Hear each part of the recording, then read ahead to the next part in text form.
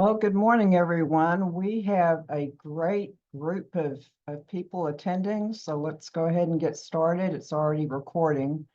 Welcome, everyone, to the Texas Sea Grant Request for Proposals 2026 to 2028. My name is Mia Zwolinski. I'm the Associate Director and Research Coordinator for the Texas Sea Grant College Program. We have Laura Picariello, our Interim Director for Texas Sea Grant, and I'm going to stop sharing my screen and turn it over to her so that she can start with her presentation. Okay, you didn't want to do the goals of the meeting slide first, Mia, or Well, I guess we could do that. We could do that. that yep, let's go through the goals of the slide Yeah, first, and then so our goals today obviously is to discuss the request for proposals and to give you the process for how to submit a letter of intent, but we'll start off with the director giving her presentation. Then we'll go into my presentation, which will be discussing the differences between the Sea Grant program and its funding as compared to competitive funding opportunities from other sponsors of research. We will discuss and describe how the funding research priorities were developed. And then we'll go into the review of the letter of intent, preparation and submission requirements, the life after you submit your letter of intent. And I will be then showing you the proposal system screenshots and the A&M's Division of Research's info-ready proposal system, providing you a letter of intent overview and how-to screenshots. And lastly, we'll go into a question and answer session. As I mentioned earlier, the meeting's being recorded, and we will make it publicly available along with our presentation documents on our website following the webinar. So today being Friday, then it will be likely first of next week. If you can, save your questions for after the presentation. We'll leave time for Q&A. You can type your questions into the chat at that point. And then here are your RFP contacts. Inquiries related to proposal development and submission and review or the InfoReady system, please contact me. And then any inquiries regarding the research funding priorities, would like to direct those questions to Laura. And with that, okay, so let me go ahead and get my presentation up and rolling here. Good morning, everybody. Happy Friday. Thank you all for joining us this morning to learn more about our Texas Sea Grant RFP. For those of you who don't know me already, my name is Laura Picariello. I am currently the interim director for Texas Sea Grant. I stepped up into this role in June of last year and for the foreseeable future at the moment. I have been with Texas Sea Grant for just shy of 7 years now. My background is in sustainable fisheries and aquaculture, so I come to this role having stepped up after being the program director for sustainable fisheries and aquaculture at Texas Sea Grant and helping to lead our extension team here. So been with Sea Grant for quite a while. I'm sure I know a lot of you who are on the call right now, but for those of you who I haven't met yet, I look forward to meeting with you and working with you all. Today, we're here to talk a lot about our Texas Sea Grant RFP. Much of that info is already in the RFP. I'm sure many of you have seen and started to review that. But we'd like to take some time to have some dialogue and provide some, meaningful context to some of the decisions that were made in the RFP about our priorities and, give you a little bit better insight into, the question that we always get, which is, what do we want to fund at Texas Sea Grant? So I'm going to start off here with a summary slide for you. And then we'll go through each of these points one by one. But essentially, here's the answer to that question. Texas Sea Grant has a strategic plan. That strategic plan is done in 4-year cycles. And we have priorities across our 4 focus areas and goals within that strategic plan that we as a program are accountable to. We write this plan every 4 years, and we are accountable for that plan, and we are audited to that plan by the government that funds us. That strategic plan we'll talk about a little bit more in a second, but has some pretty broad goals in each of our focus areas. And so beyond our goals and our strategic plan, it is important to us every 2 years to assess what the priority needs are along our Texas coast. And so within those goals, we then specify research priorities for each cycle. So we have some specific research priorities that are in the RFP, and I'm going to go over each of those with you in a few moments, and talk a little bit more about how we came to those. We want to fund integrated research and extension projects. This is a part of the Sea Grant mission. Our mission is to improve the understanding, wise use, and stewardship of Texas coastal and marine resources. That means that the research that we fund and the work that we do in our education and our extension should all be working together to meet that goal. And so it's important to us that our research is connected with our extension programming to, complete the full picture of our work for Texas Sea Grant. We would like to fund community engaged and outcome oriented research, and I'll talk about each of those specific things. And our research we want to support research that spans some really broad areas of natural, physical, social, behavioral, economic sciences, and engineering. So, there's a lot of opportunity in a lot of different focus areas and science types here for us to work with. We want to fund research that has an end user identified. Our goal in meeting that mission of understanding and improving the wise use and stewardship of Texas coastal and marine resources is to make sure that we're engaged and making sure that that resource and the research that we do is utilized. And so we'd like to make sure as we're funding research that there is an end user that can use that research. And finally, we want to make sure that the research that we're funding has long-term impacts for Texas specifically. I'm going to get into each one of these points, so we'll go into that a little bit more in a second. But I think, broadly, everything leads back to what are the needs of Texas and how can our research support those needs and help to improve, our coastal communities and resources. So each one by one, we'll go through our Texas strategic plan. Texas Sea Grant strategic plan is in a 4-year cycle, as I mentioned. This plan is on our website, so it is available to you to fully search. We're going to go through the relevant goals in the plan today. But there are some additional details in the strategic plan, and that plan can be found on our website. This plan aligns with the national office's plan. So as a Sea Grant college program, we are part of 34 college programs throughout the country that are funded through NOAA, and our headquarters is at the national office. So we have a national office plan that is also created every 4 years with input from stakeholders, communities, at the national level. And then what Sea Grant does is allows each of those state programs to develop a plan from that national strategic plan to highlight specific needs for each state. So our strategic plan, while it aligns with the national office, is a bit different than the national office's plan because we have specific needs here in Texas that we would like to focus on and address. So each state Sea Grant program will have a different strategic plan, and that allows us to be more responsive to the needs of our communities locally here. So our strategic plan is informed by every 4 years doing some public surveys, some input from our communities, from input from our partners.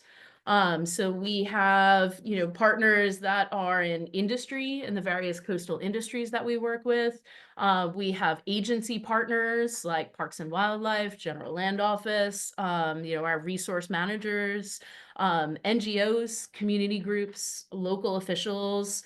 Those are all partners that are contributing to and inputting information to help us to identify what our priorities need to be in these 4-year strategic plans. We have a Sea Grant Advisory Committee that is made up of representations of all of those groups I just mentioned that are representatives of those groups to help inform us. And we utilize heavily our extension staff. Texas Sea Grant has an extension staff located throughout the coast, usually about 13 or 14 folks that are everywhere from Brownsville all the way up to Beaumont, covering our 367-mile coastline. Embedded in those communities so that we know what's going on in those communities and what the needs are in those communities. So a lot of these priorities are also really generated from the conversations that our extension staff are having daily with the folks in their community and the folks that we are trying to serve. So again, just to reiterate this last bullet point, Texas Sea Grant is accountable for this plan. So any research that we fund, any extension work that we do has to tie to this plan, which has been approved by our national office and more broadly above that by NOAA as we align as an entity under NOAA with NOAA's strategic plan as well. And every 4 years we are reviewed and making sure that our work is aligned back to the strategic plan and we're meeting those goals. So that includes the research that we fund. In our strategic plan, we have 4 focus areas, and I have highlighted 3 here because there are 3 focus areas that we are addressing through this current research cycle. The first area here is our focus area for sustainable fisheries and aquaculture. And we currently have 2 goals in our strategic plan for this focus area. That first goal broadly is that Texas fisheries, aquaculture, and other coastal and freshwater living resources supply food, jobs, and economic and cultural benefits.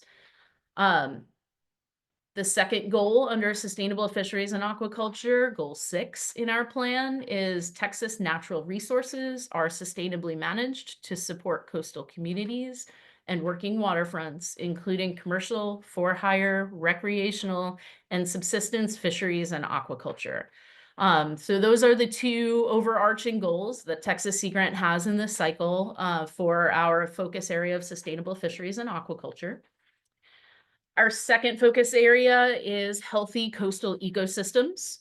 Under healthy coastal ecosystems, again, we have 2 goals here. Goal 3 of our plan is that Texas coastal habitats, ecosystems, and the services that they provide are protected, enhanced, or restored. And goal 4 is natural resources in Texas are sustained by applying science-driven solutions, tools, and services to support healthy coastal ecosystems. The third focus area that we have that we are addressing in this current RFP is resilient communities and economies. And goal number 7 of our plan, which is relevant to this research cycle, is Texas coastal communities have the capacity and the resources to prepare for, adapt to, and recover from extreme and chronic weather and coastal hazards, resilience to climate impacts, economic disruptions, and other threats. We do have 4 focus areas in total in our strategic plan. That final focus area that is not currently listed here is environmental literacy and workforce development. We have not defined that 4th focus area as a priority for our research here, but that priority, as you'll see as we talk about some of our outcome-oriented goals, relates to having students on your projects, working with communities for workforce development, for public education. So a lot of our outcome-oriented metrics and measures that we're looking for apply in that 4th focus area and meet some of our needs for our focus area under environmental literacy and workforce development. So We have not included it as a specific research priority, but you will see that it does overlap with, the research that's being done in these other 3 focus areas that we've prioritized. So these are our broad strategic plan goals for this 4-year cycle that we're in. Each research cycle, which is every 2 years, so we have 2 research cycles under each of our 4-year plans. We also then take time before we put our research proposals out to talk with our communities. We've put out a survey to our research community. We've put out a survey to our partners. We've been working with our advisory committee as well as our extension staff to really understand specifically right now in this day and moment, what are our needs in Texas, and to develop then what are some very specific priority research needs that we can address through research at this time. A couple of years ago in our last external review, as I mentioned, we have 4-year cycles and we are held accountable to that. So we go through review and we have an external review team that comes and reviews Texas Sea Grant's work every 4 years to evaluate and ensure that we're meeting our plan and our commitments and our goals, but also to provide recommendations on how our program could move forward and operate better and better serve our communities in the future. And one of those recommendations was strongly that Texas Sea Grant should look to reduce the number of priorities that we have in our research funding cycles. Texas is one of the largest states in the country. We have a very large coastline. And what we saw when the review team was looking at our history of research funding is that we have in past received well over 100 proposals per cycle. And that's significantly higher than a lot of other coastal states and most of the other Sea Grant programs, which are typically only receiving 30 to 40 proposals for review during this 2-year cycle that each of our states goes through. And that's a lot of proposals for for a cycle for us to try to prioritize. As you'll notice from the award and the funding that is available to us for these state priorities, we can typically only fund about 4 to 6 proposals per cycle. And so it was recommended to us by our external reviewers at our last site review that we try to narrow the priorities to some very specific needs at the time that this research cycle is occurring to help reduce the number of proposals that we're receiving. And so that's what we've done here. So these are some very specific priorities within our 3 focus areas. These have come from our communities, our partners, and through our surveys with the research community as well as our partner researchers and our partner communities along the coast. So I'm going to go through each of these priorities here and talk a little bit more about them. And again, I'm happy to take questions at the end about them in more detail. So for sustainable fisheries and aquaculture, if you're working in fisheries and aquaculture, you're probably aware that Texas was one of the last states to allow oyster aquaculture to occur in state waters. That legislation was passed in 2019. And so oyster mariculture is the terminology we're using here in Texas, is a very high priority because it is an emerging industry. There is a lot of development happening in this industry right now. And so speaking with some of the researchers and some of the, emerging industry members, we've got about 10 farms and several more in the permitting process right now about what their specific needs are right now. They've identified these 3 things as being the areas that are most important to them in terms of continuing to be able to grow this industry in a sustainable manner. And one of those is the challenge right now that they're experiencing with bottlenecks associated with seed production. And so we're prioritizing nursery and/or hatchery production to help support this industry as it is growing quickly. Additionally, we have farmers at this stage who've now been running farms for 2 or 3 years. Their concerns and their needs have moved from how do I get cages in the water? How do I grow these oysters to how do I now move this product into, a market? And better understanding business and market analysis for this industry is key to helping these businesses continue to grow and be leveraged.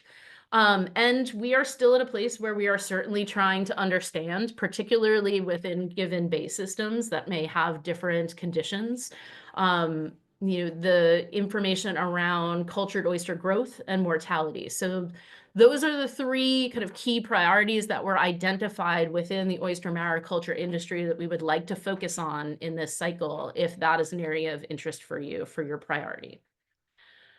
The other area of Texas aquaculture, this was a priority in our last cycle, and it continues to be a priority in this cycle, is looking at novel species in Texas aquaculture. And it seems that no matter how many times we try to reword this, it always is worded a little bit funny. What we're trying to get at here is looking at species that don't currently exist in Texas aquaculture. They may be new species, they may be species that are utilized in aquaculture in other states, other areas, other regions, but they have yet to enter the Texas aquaculture space. And the two that have come up most commonly in conversation and that there's work related to right now are seaweeds, and shellfish outside of oyster mariculture. And, particularly there's a lot of discussion around the oyster mariculture industry and how there are opportunities for dual culture or expanded opportunities related perhaps to seaweeds or shellfish. And so those are the two that we are focusing on right now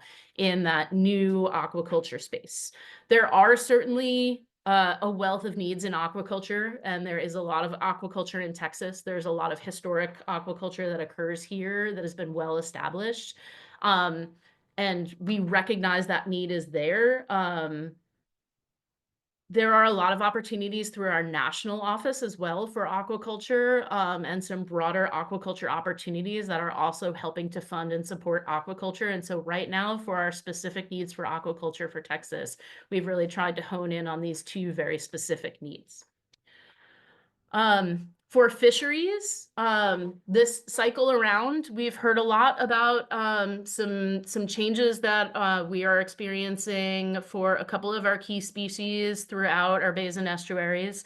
Those high priority species that we're hearing about right now that we've been asked to focus on are blue crab, southern flounder, and spotted sea trout, all being recreationally important fisheries, and also for blue crab as well as flounder, having commercial industry associated with them as well. And there are changes that are occurring that we're trying to better understand what those linkages are to changes in climate, habitat, or water quality, and how to better understand some of the dynamics that are occurring in those fisheries right now. And then finally, under sustainable fisheries and aquaculture, we have a seafood priority.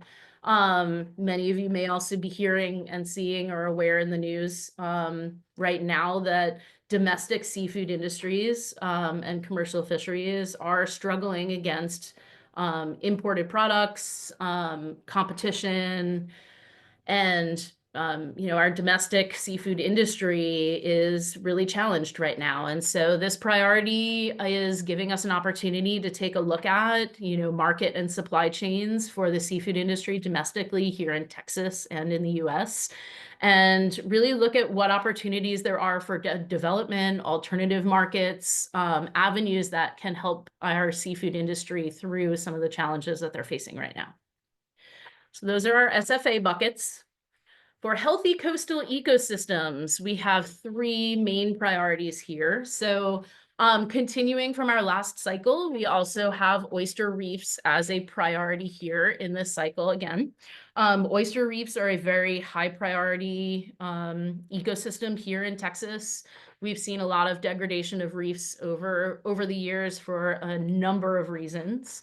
And we continue to prioritize here in Texas the needs to be able to restore those reefs and effectively. And so right now, we'd really like to be focusing on restoration methods and how we can continue to improve the restoration practices that we have in place here, and specifically look at substrate materials. There's been a lot of discussion around the existing culture materials and substrate materials that are used for oyster reef restoration and better understanding the efficacy of those. And also there are some great opportunities of alternative materials coming online, and some research being done around what alternative substrates could be used to continue to help build oyster reefs. So those are the areas within oyster reef restoration that we'd like to focus on. Our second priority relates to the Flower Garden Banks National Marine Sanctuary, which is off of the coast here in Texas, and their headquarters of the sanctuary are here in Texas, here in Galveston. We are very fortunate to have a sanctuary so close to us that is one of the healthiest as far as coral reef ecosystems are concerned. But that sanctuary is facing challenges, particularly with coral reef resilience. And there's a lot of concern around some of the changing dynamics that are happening right now in the Flower Garden Banks, and making sure that we have the opportunity to protect the corals that are in that space. So we have prioritized coral reef climate resilience and intervention strategies, looking at opportunities and techniques that would allow us to help limit or slow climate change impacts or enhance coral resilience and resistance to some changing temperatures and changing conditions that are going on there. And to support coral persistence in a changing environment. So really looking at the opportunity while we have healthy corals, and they are fortunate to be in a more remote location. They've had less impact occurring than some of our other coral reefs in Florida and the Keys and other areas, but they are experiencing impacts as well. And how do we keep those corals healthy is a high priority right now. The third priority under healthy coastal ecosystems is contaminants of emerging concern. And we have specifically decided in this topic space to focus on PFAS at this time. There's regulatory changes occurring right now in PFAS. There's a lot of information coming out around PFAS and concerns about health, but there's still a lot that we need to know and understand. And so this is a high priority topic right now. It's very relevant to information that's coming out for our regulators, for folks that are dealing with this topic. So PFAS is the priority there for contaminants of emerging concern. The third priority, or the third focus area of resilient communities and economies, RCE. This is specific for us right now to coastal inundation. For any of you who live on the coast, as I do here in Galveston, we've definitely experienced some increased flooding issues this year. I think we can all relate to, some of the changes that our communities are facing with respect to coastal inundation. This is not a problem that's going away along our coastlines. And we're seeing, increased effects here of this along the coast. So some of the areas within the broad topic of coastal inundation, compound flooding is something that we really need a better understanding of how we're looking at the various factors that are creating flooding along our coasts. Better understanding some of the sociocultural and economic impacts and strategies that are going on there. We have different communities that have different priorities and needs, and better understanding those communities, how they're reacting to these things and what their needs are to be able to better react to issues such as coastal flooding are important context for us to be able to help those communities. Understanding disaster risk perceptions. People are perceiving how these hazards are occurring along the coast in very different ways. And the more we can understand those risk perceptions, the better that we can serve those communities. And continuing to improve early warning systems and methods in which we can be communicating to our communities about these risks that are occurring. So those are our broad research priorities for this 2-year cycle of funding. What I've done here on the next couple of slides is paired these with the broad goals. So I'm not going to go in great detail again into all these because I've just reviewed all of the goals and those priorities. But these slides will be available and the presentation will be available. So you can go back and kind of look here to see how these priorities specifically overlay with the strategic plan and the goals within that strategic plan. It is very important for us in order to meet our priorities and goals and meet our federal requirements for our funding, that you tell us how you are meeting our strategic plan and how you are meeting the specific priority that's been identified from our communities. So when you are doing your letter of intent, you're going to need to identify both the strategic plan goal as well as the specific priority. And so that'll be true for each of these, moving to healthy coastal ecosystems, right? So, just as an example of pairing that, right? Our first priority is oyster reefs and restoration methods and/or substrate materials. And that aligns with goal number 3, which is Texas coastal habitats, ecosystems, and the services that they provide are protected, enhanced, and/or restored.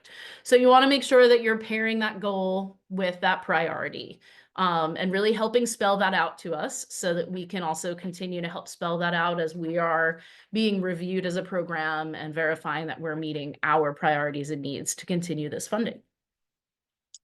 So this is the resilient communities and economies overlap. Okay.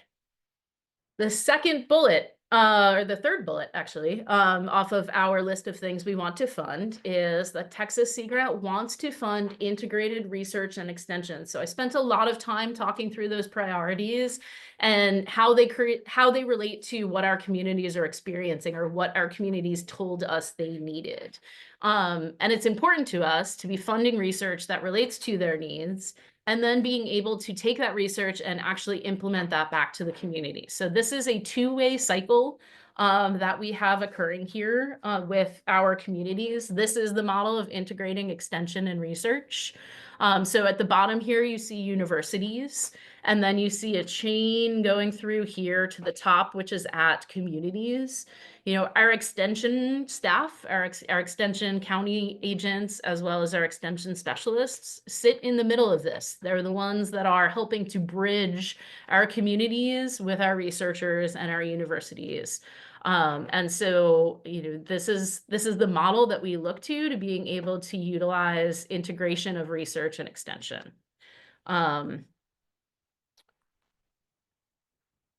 Outcome-oriented research. So this comes out of our needs and our interests in integrating research and extension. In our strategic plan, you will find that there are performance measures and metrics that we have to report on, and there are some very outcome-oriented items that are important to us around the research that we fund.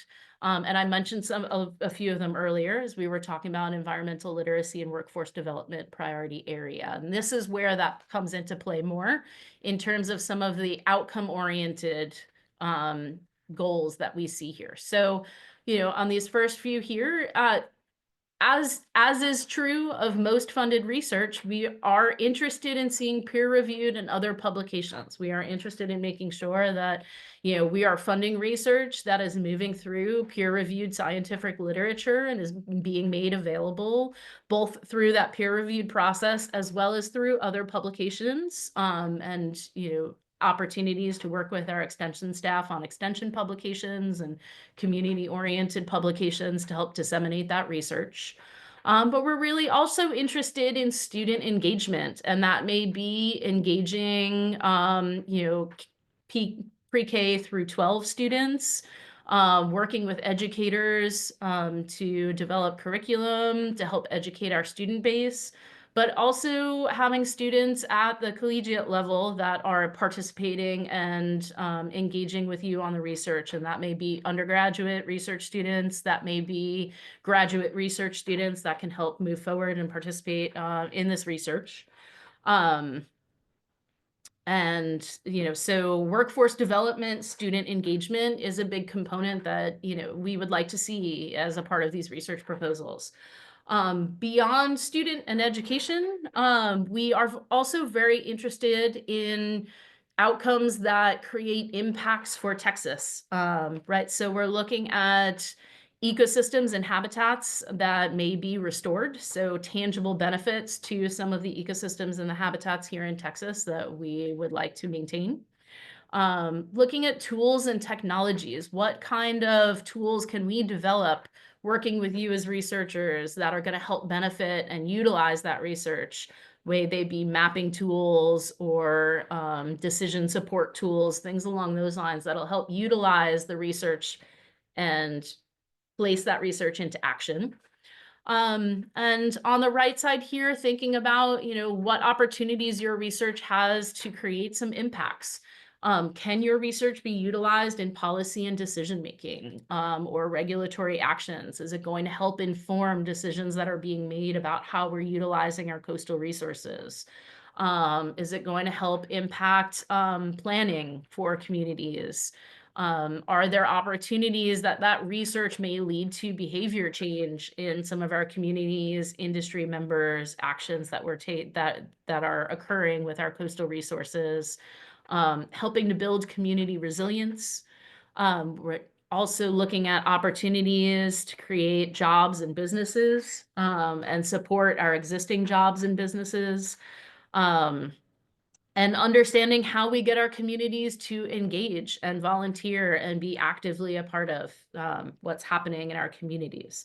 So that leads me to our next bullet point, which is not only do we want integrated extension and research, and we want to make sure that our extension team is engaging with you all as researchers, but we want our communities to be engaged in your research, not just our extension staff. And so we've kind of emphasized that bullet point a little bit more in our research cycle this time around. There's a lot of different variations of what community engagement looks like. There is, as you see here on the slide, a scale of public perception. It's really a spectrum of how folks can engage communities in research and extension activities. The paper that's listed here, and again, this will be available to you, is a great publication that came out of our National Sea Grant Office on engagement and strategies for successful research to application.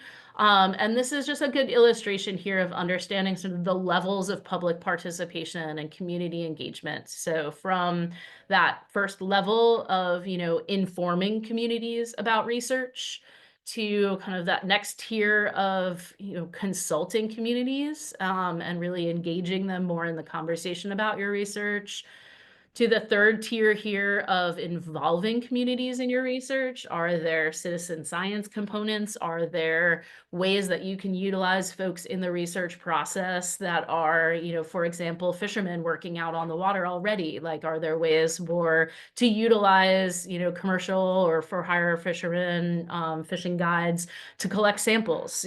How can you involve some of the folks within that topic space of your research in actually engaging or supporting the research, collaborating on that research? How do we then further really look at, working with the communities from the start on building that and really empowering and giving the communities those opportunities to help provide from the start input on their needs and participation in that research process. So different topics, different research are definitely going to need or want to have different levels of this scale. So there is no one size fits all approach to engagement.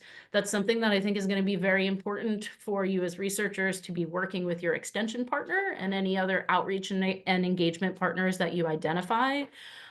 This is a goal that we would really like to focus on in making sure that we're building two-way relationships, sustained engagement with our communities so that, we're doing research that meets needs and that the communities are sharing their needs so that we can produce research that can address them. So it's a constant cycle. We'd like to see our researchers engaging with communities, and our extension staff are here to help support that. And that leads us to our end users. So going back to this idea of wanting impacts associated with our research, there are a lot of different end users that maybe are interested in your research or able to utilize your research. So a couple of examples of those here: local communities that may be working to develop a resilience plan for their community, or they may be looking at new development and your research can help inform how that development should occur. State agencies, that are constantly looking for new and updated research to help inform management decisions. Our Texas Parks and Wildlife Department is constantly utilizing science and the need for new science to help make informed decisions about our natural resources. Texas General Land Office, other folks. There's several agencies that may be able to utilize your research. The public as a whole, understanding how to make improvements in our own day-to-day practices as residents of our coastal communities here in Texas, things that may affect our public health or our safety. Non-governmental organizations, a lot of NGOs that are working in restoration activities and things along those lines on the coast that can benefit from your research. And industry. We have a really significant economic industry along our coast, a variety of major economic industries along our coast, fisheries being one of them. So are there ways that your research can help improve, our fisheries and how they operate? So thinking about who that end user is also going to lead you back to who you want to engage as a community and how you want to integrate that research and extension activity. And again, that's what our extension staff are here to help support you on. So just to provide an example of a funded research project from one of our past cycles, as an example, that was a successful research integration integrated with extension proposal. So this proposal was specifically by Doctors Wetz and Hu over at Texas A&M Corpus Christi. And they were very interested in looking at some of the issues they were hearing about with regard to hypoxia in South Texas, specifically within the Baffin Bay area, and understanding how land use practices within the watershed were affecting the bay and affecting some of the users of that bay, particularly some of the fisheries. It's a significant fisheries area for both recreational and commercial fisheries. And so they partnered with the Coastal Bends and Bays Estuary Program on this proposal, and they also partnered with the Baffin Bay Working Group to have, local community entities engaged in the discussion around development of the research and what the needs were and what the challenges were that they were trying to answer through the research. And their goal was to identify some of the factors contributing to hypoxia events occurring and some of the habitat degradation that they were seeing in these South Texas estuaries. And so some of the successful outcomes out of this research were that the lead PI, Mike Wetz, is a founding member of the Baffin Bay Working Group. And he continues to engage with a coalition of scientists, citizens, state and NGO resource agencies to regularly discuss, review what's happening in the bays, continue to move research to help address and improve some of the issues that are going on in that Baffin Bay area. And some of those research results coming out of that were, opportunities to educate local municipalities about wastewater discharge, educating private landowners about harmful effects of increased organic matter based on agricultural land use practices. And there were conservation easements and other opportunities to help protect some land to protect that watershed in that area. So lots of tangible outcomes that came out of this research project. And so just an example of the reviewer comments that came from this proposal when we made the decision to fund this. So these were comments that came from external reviewers, out-of-state reviewers at our full proposal stage. And those comments were, this is an excellent proposal that will result in tangible benefits where resource managers can utilize the results from the study. So that's the keywords there are tangible benefits. We'd like to see research that helps us to make decisions that are going to help to continue to improve our wise use and stewardship of our coastal and marine resources, back to that Sea Grant mission. Second reviewer comments, similarly, this study will provide answers to continuing environmental problems such as hypoxia and will enable resource managers to take specific mitigation measures. So again, there's that recognition that there's an opportunities for some real tangible benefits to come out of this type of research. So that's an example. It's been a very successful example of Texas Sea Grant funded research that was very integrated with extension, with community partners that really led to some, actionable outcomes and impacts for our Texas coast.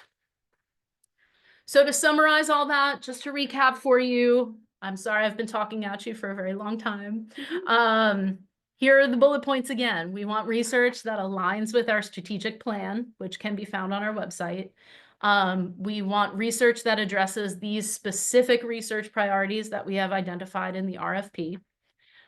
We want research that is integrated with extensions. So we will talk a little bit more. Mia's going to talk about the submission process, and then we'll loop back around and I'll talk a little bit more about our extension team and how to engage with them as a part of your proposals.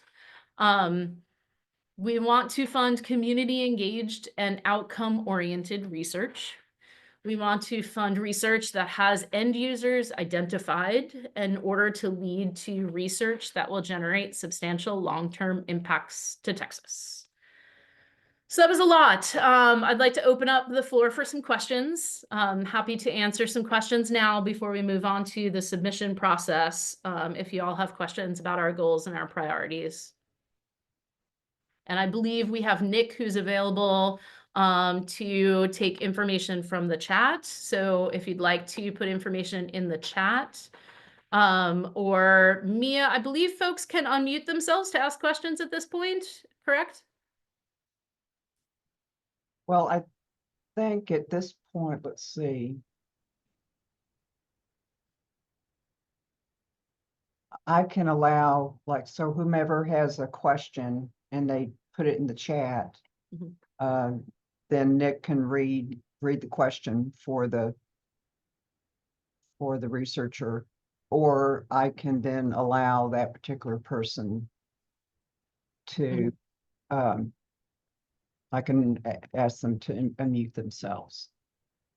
Okay, thanks, Mia. I have a couple of folks that I do see some questions. I have the question and answer section pulled up, so I'll start to go through this because I've got it pulled up. But Nick, if you or Mallory can keep an eye if I miss any of the questions, keep me on task here. So I see the first question here: for each priority area, I assume that you would generally support social science and physical science research approach. Yes. 100%. We are looking at social science approaches as well as physical science approaches. Broad opportunities there. No restrictions with a specific field of science. The next question is, fisheries focus can focus on economics or social aspect as well as biological sciences. Yes. I think both components there are important. So one of the things that I didn't really clarify when we were talking about the priorities and the goals, but I do want to make clear is that I think is that many of these priorities overlap. So what is important, I think, as you're looking at these priorities and making determinations about what your primary goal and priority are, but that does not mean you are isolated to just addressing a single thing. Like, for example, I know I've heard a lot of feedback from folks with regard to contaminants of emerging concern, and PFAS we have listed under healthy coastal ecosystems, because broadly it's an ecosystem challenge and it's addressing something at an ecosystem, and an environmental level, but it has some very specific impacts associated with fisheries and aquaculture. And a lot of the work around PFAS right now is looking at, PFAS in seafood and some things along those lines. So you can certainly have multiple priorities. You can certainly have cross-cutting opportunities where you're not just addressing a single priority, or you're not just addressing the social aspect of something. You may also be looking at a biological aspect of something. We encourage that cross-cutting efforts across the priorities and the focus areas. You are not limited to just a single one. What you are limited to is giving us which one is your primary priority and goal. Does that help answer that question a little bit? Hopefully. Okay. The next question: are the novel aquaculture species limited to seaweeds and shellfish, or will other novel species be considered? We are broadly interested in funding aquaculture. There's a lot of support for aquaculture and opportunity for expanded funding in aquaculture. If there is something specific outside of seaweeds and shellfish that you would like to chat with me about, I'd be happy to chat. Please reach out. We can talk in the next couple of days and kind of explore that opportunity. These are the two kind of highlighted priorities that came from both our research and our coastal communities of interest right now. But we do want to generally support some new development in aquaculture. So I would suggest reach out to me and we can have a chat and see, where that fits. But our priorities really lie right now on what we've heard from our communities in those two spaces. And adding to that too, that is what was decided upon and approved by our federal program officer as these research priorities. Yes, thank you, Mia. These were approved by our national office, and so we do need to align with the stated priorities at this point. And as I mentioned earlier, there are national level aquaculture opportunities that are occurring regularly out of the Sea Grant network as well. So we can certainly help point to some other aquaculture opportunities throughout the Sea Grant network that may not be specifically isolated to our Texas RFP.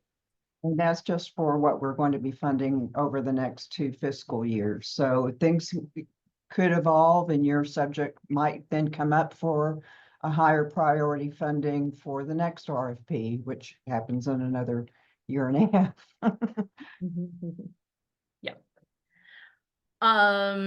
There is a question with respect to match, and I'm going to hold that because Mia's going to talk quite a bit about the submission process and match, unless you want to answer that question right now, Mia. I don't know if you're looking at the Down here.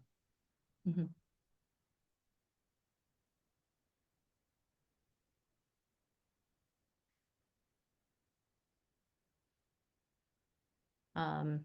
Was this the last question?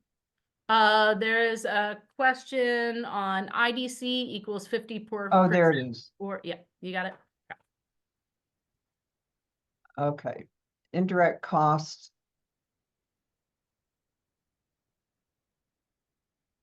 Indirect cost is the overhead rate, basically, that your institution requires to be funded on your direct costs of your proposals.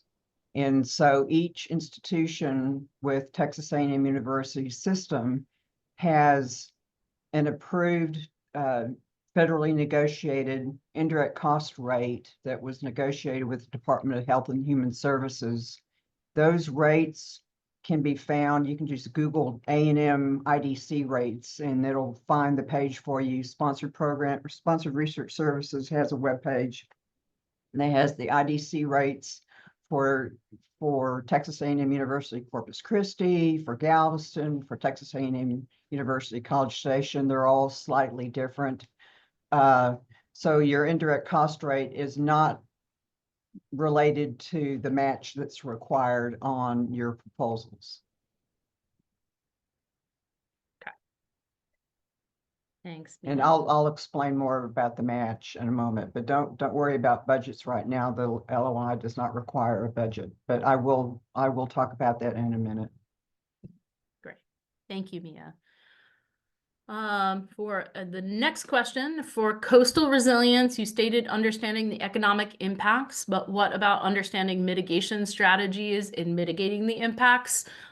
Yes, mitigation strategies are related to those economic impacts. And so we want to understand the economic impacts and all of the things associated with those impacts, strategies for mitigation, things that led to those impacts, the details around that. So yes, I would include mitigation strategies associated with those impacts within that priority. Next question, for topics that focus on new technologies to solve challenges with coastal ecosystems, have you looked for past projects to result in directly implementable products? Or have there been successful projects that answer more fundamental scientific questions to demonstrate potential in innovative technologies? I'm gonna try to unpack that, and so I think to understand your question here, I think there are certainly opportunities to look at past project results and further the research of those results. What we would like to see in our projects definitely is a combination of research and implementation where possible. So I think looking at past projects and past opportunities and being able to expand on those products leading towards implementation is certainly an important pathway, to looking at opportunities to address these priorities. You still need to address the research priorities that are published in the RFP. But Mhm. what you're asking is a great question, but we still have to look back at what the funding priorities are for the next 2 years for this competition, and that's what we have to address at this point. Mhm. Thanks, Mia. Can the extension part be like an intervention at the beginning of the project, and then the research follows up examining the impacts of the intervention? I'm asking in terms of social sciences. So yes, extension does certainly include engagement early in the project, and extension can help support some form of an intervention in terms of connecting with communities to support that intervention aspect that would then relate to the research being done around it. So I think extension supports that. Um, it would have to be collaborative between that extension and researcher to really look at what that intervention is and how that would then be researched over the course in time. So I think that's a conversation specifically that would be in detail with your extension partners and your community partners in that space. But yes, I think extension is there to support that. But extension broadly should be something that we are thinking about throughout the cycle of the project. And so that extension component should really be thinking about how you're engaging with that community at the start, how you're engaging with that community where appropriate or logical throughout the research, as well as how you are also engaging with that community at the completion of the research and how those results are useful. So yes, extension can be a part of that early stage, but I think as a whole, extension should be included throughout the process. That's the broader outcomes that are derived from your research. Mm-hmm. Kind of like an NSF project in that regard. It's that second result. Mm-hmm. Yes. Okay. Next question. I believe you said that you expected to fund 4 to 6 projects in this funding cycle. Yes, that is correct. We generally have funding at the allotments in the RFP for about 5 proposals in this cycle. Certainly that sometimes depends. Some research projects come in at lower cost. We're able to fund, additional, but we're able to fund about 5 projects. So we typically say around that 4 to 6 mark, depending on what the total projects look like when they come in. And do you anticipate funding 3-year projects? And is there a total amount of money available for the RFP as well, or guidance for how much is available per year in funding? So that information is in the RFP. Mia is going to elaborate on that information. I think that's part of your next step in the presentation, correct, Mia? Yes, it's the first page of the RFP, so all the answers are there for you. And all of our projects are 2-year projects. Yes. With 2 funding cycles over a 4-year omnibus funding from NOAA. Next question. Next question is, could barrier island resilience fall under the specific research goals of coastal inundation if the barrier island in question has no buildings on it? Does that protect the communities on the mainland?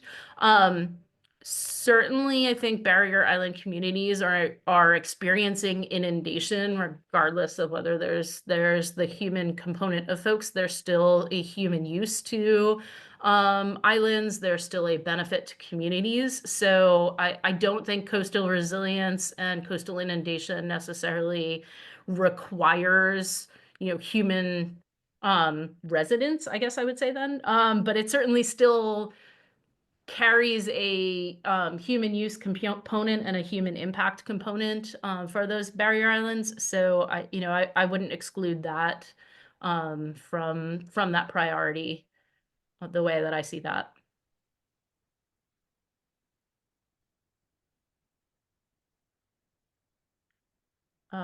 Looks like that is the last question in the chat, or in the questions at the moment.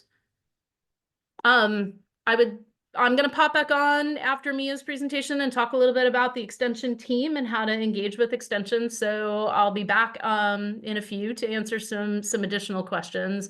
But please feel free to reach out to me at any point in time to continue to answer some questions as you're working through developing your proposals. So I'm gonna go ahead and hand it over to Mia at this point.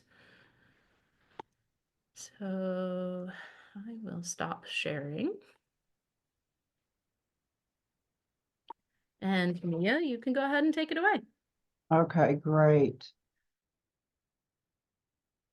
And so the very second page of our presentation, of my presentation document, here are the contact information. Any more funding priority questions, and those were great questions. Thank you, everybody. Direct those to Laura, and then all other questions would come to me. Just to give you an overview, and wanted to show you too,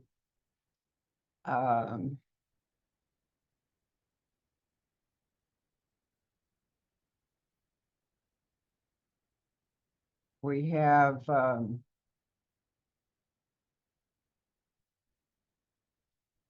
the RFP here.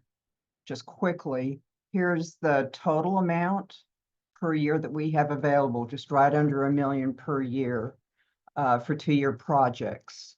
And so that would be a budget per year of direct and indirect costs in total of about $188,650 per year. So I just wanted to point that out to you right quick.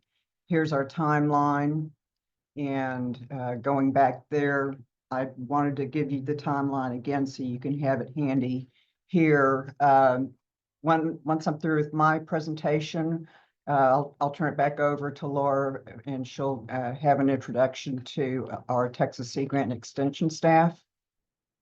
The LOI is due in just under a month, March 3rd, before 5 o'clock, and we will have decisions and a notification back out to the lead PIs by March 10th, just ahead of our workshop dates. Our full proposal workshop will be on 2 days. The first day will be me again and explaining the full proposal submission process, getting into all the detailed questions and answers related to completing a competitive full proposal, the budgeting process, everything that's required.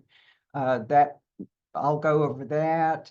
And then the next day, we will be setting up these focus area meetings with the PIs for you all to meet with our Texas Sea Grant Extension team that are specialties or extension agents in those areas.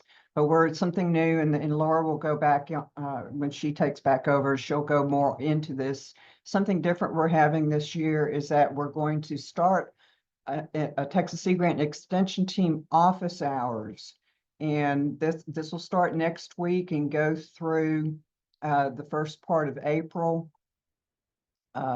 In order for you all to get connected with an appropriate Texas Sea Grant Extension team member. Full proposals are not due until May 5th. and sending them out for peer review and having a technical panel reviewing the peer reviews and your proposals and giving us recommendations on what proposals are allowed to be considered as funded or not funded. We will provide you all the notice of intent to fund close to the end of August, August 22nd, and we'll be requesting additional documents for you to complete, to fill out in the next 3-week period into September. And of course, the start date will be next February. So just that quick overview. And so just understanding, and so we now with the territory of Guam, we have 34 Sea Grant programs across the country. Texas Sea Grant is a unique partnership that unites the resources of the federal government, where we're funded by NOAA through the Department of Commerce, the state of Texas, and all of the universities across the state that we fund research to.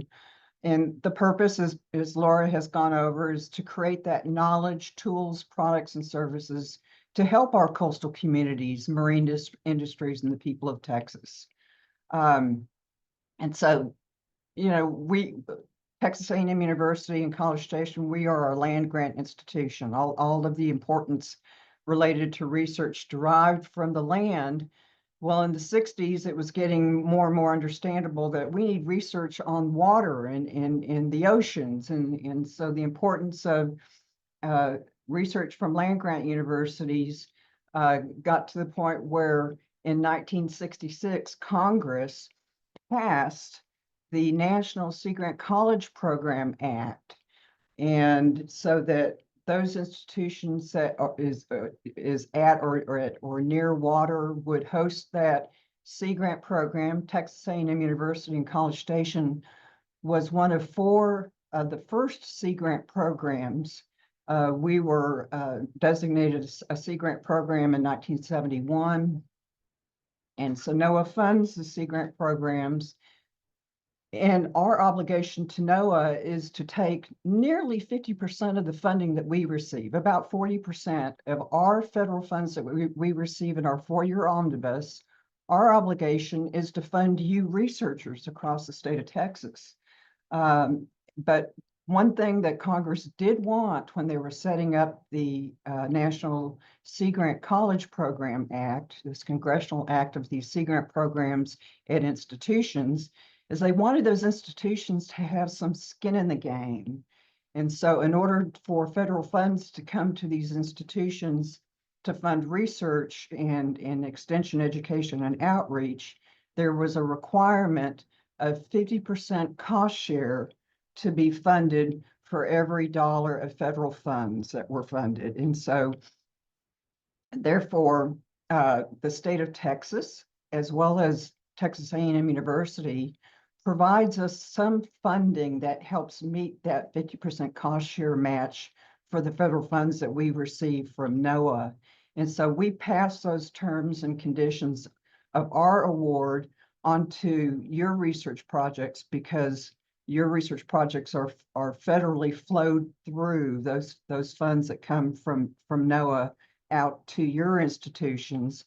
So those same terms and conditions of a 50% cost share requirement is also required on your proposals that you submit to us. And so that completes the cost share requirement to be able to stay as a Sea Grant program. So the state of Texas, the universities, your institutions, as we fund you, all help with that investment to get these tools and products and services to the people of Texas. And as Laura has gone over why and what we do in supporting research, we have to fund research that meet the funding priorities that align with our strategic plan, and that is published in our request for proposals. And you know why? Well, as most of you all know, if you've received funds from sponsors, you have to report on the successes of your research. And so your successes are our successes. And so we are evaluated by our sponsor on our research investments, you all, in the research that we fund, and the outcomes of that research and the investments and relevance of these investments can be identified to the needs of the state. So we've already gone over the primary strategic plan focus areas of where we're funding these next 2 years. And we want you, though, to definitely, before you start developing your letter of intent, which is just a one-page document, kind of like an abstract, before you develop that letter of intent, we want you to look at our strategic plan, including the focus areas and goals that Laura has gone over. We've got a link here to the strategic plan, and hopping back over here to our webpage, just for example, we've got all our information here. Down towards the bottom, our resources, so our RFP, anything else that you would want to look at, including the RFP itself and the strategic plan. So here's our 4-year strategic plan with the goals and that Laura has described on her presentation, our RFP document. And so moving right along, what we're doing now is looking at an overview of the process for you to submit a letter of intent. We have 2 phases for our request for proposals competition, a letter of intent phase and then a full proposal phase. So the letter of intent is we are no longer having pre-proposals that are being sent out for review. Instead, it's a letter of intent with the purpose of wanting you to select which funding priority and how it's going to meet that focus area and goal of our strategic plan. And so the purpose of the letter of intent for us is to confirm that you have aligned, the content of your letter of intent will prove to us that you have aligned with what you've selected as a funding priority with the Texas Sea Grant RFP funding priorities that are published on page 2 of our RFP.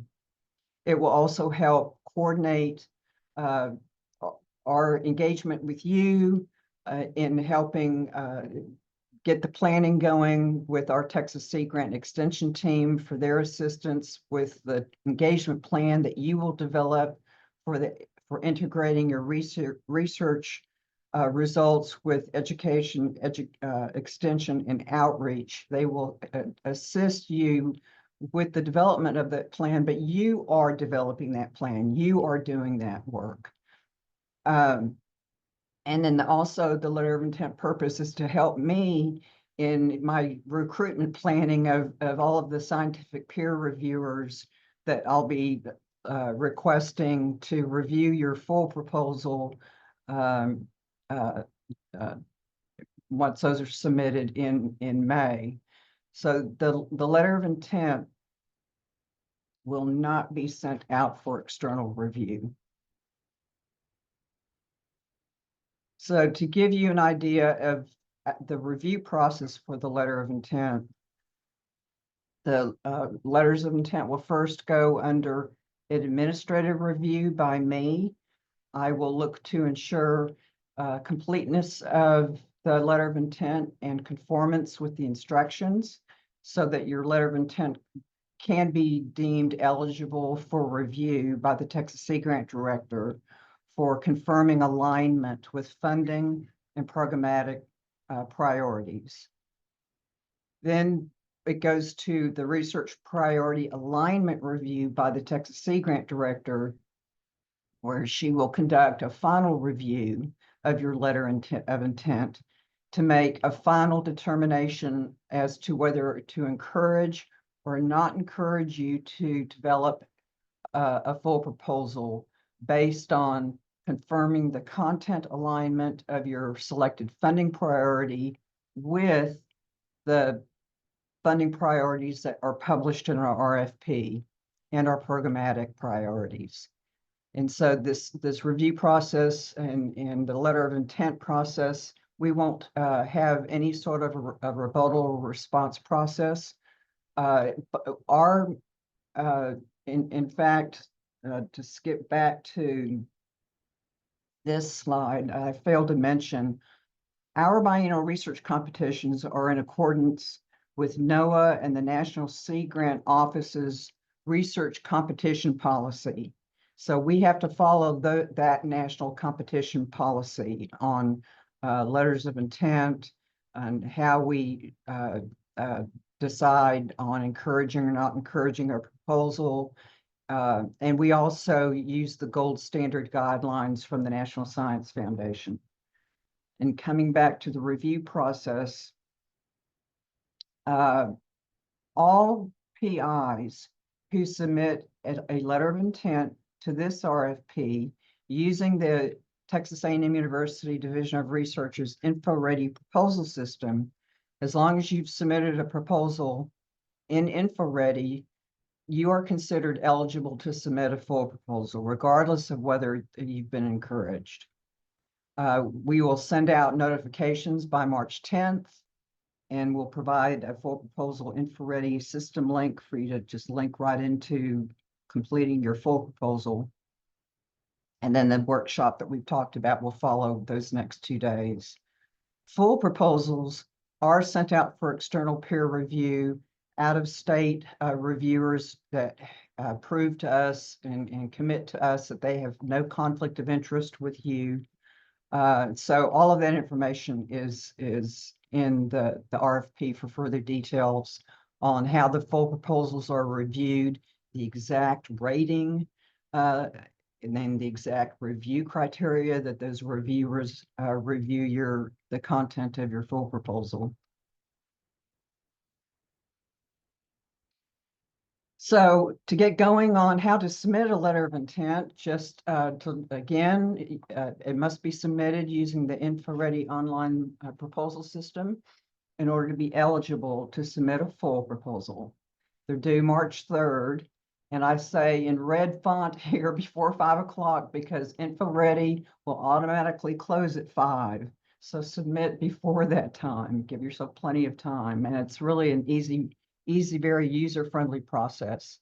The InfoReady online system is the gateway to the competitions that are managed by the Texas Sea Grant College program within Texas A&M University's Division of Research.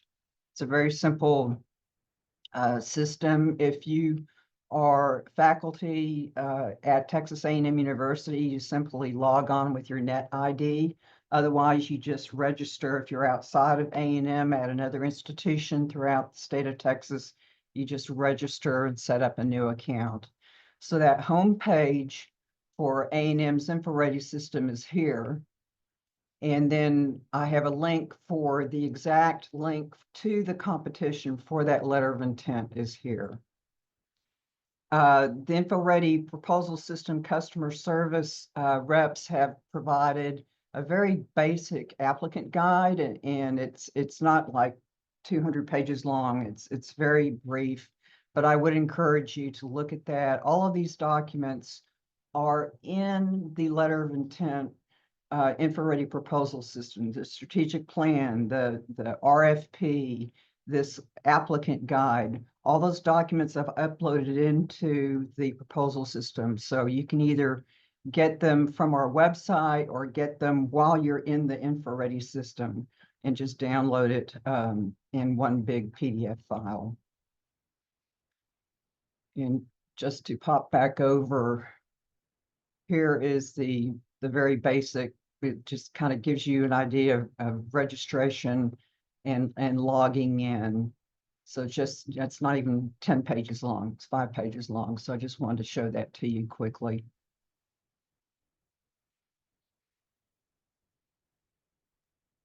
So the requirements for your letter of intent, and I'm going to come back over to the RFP.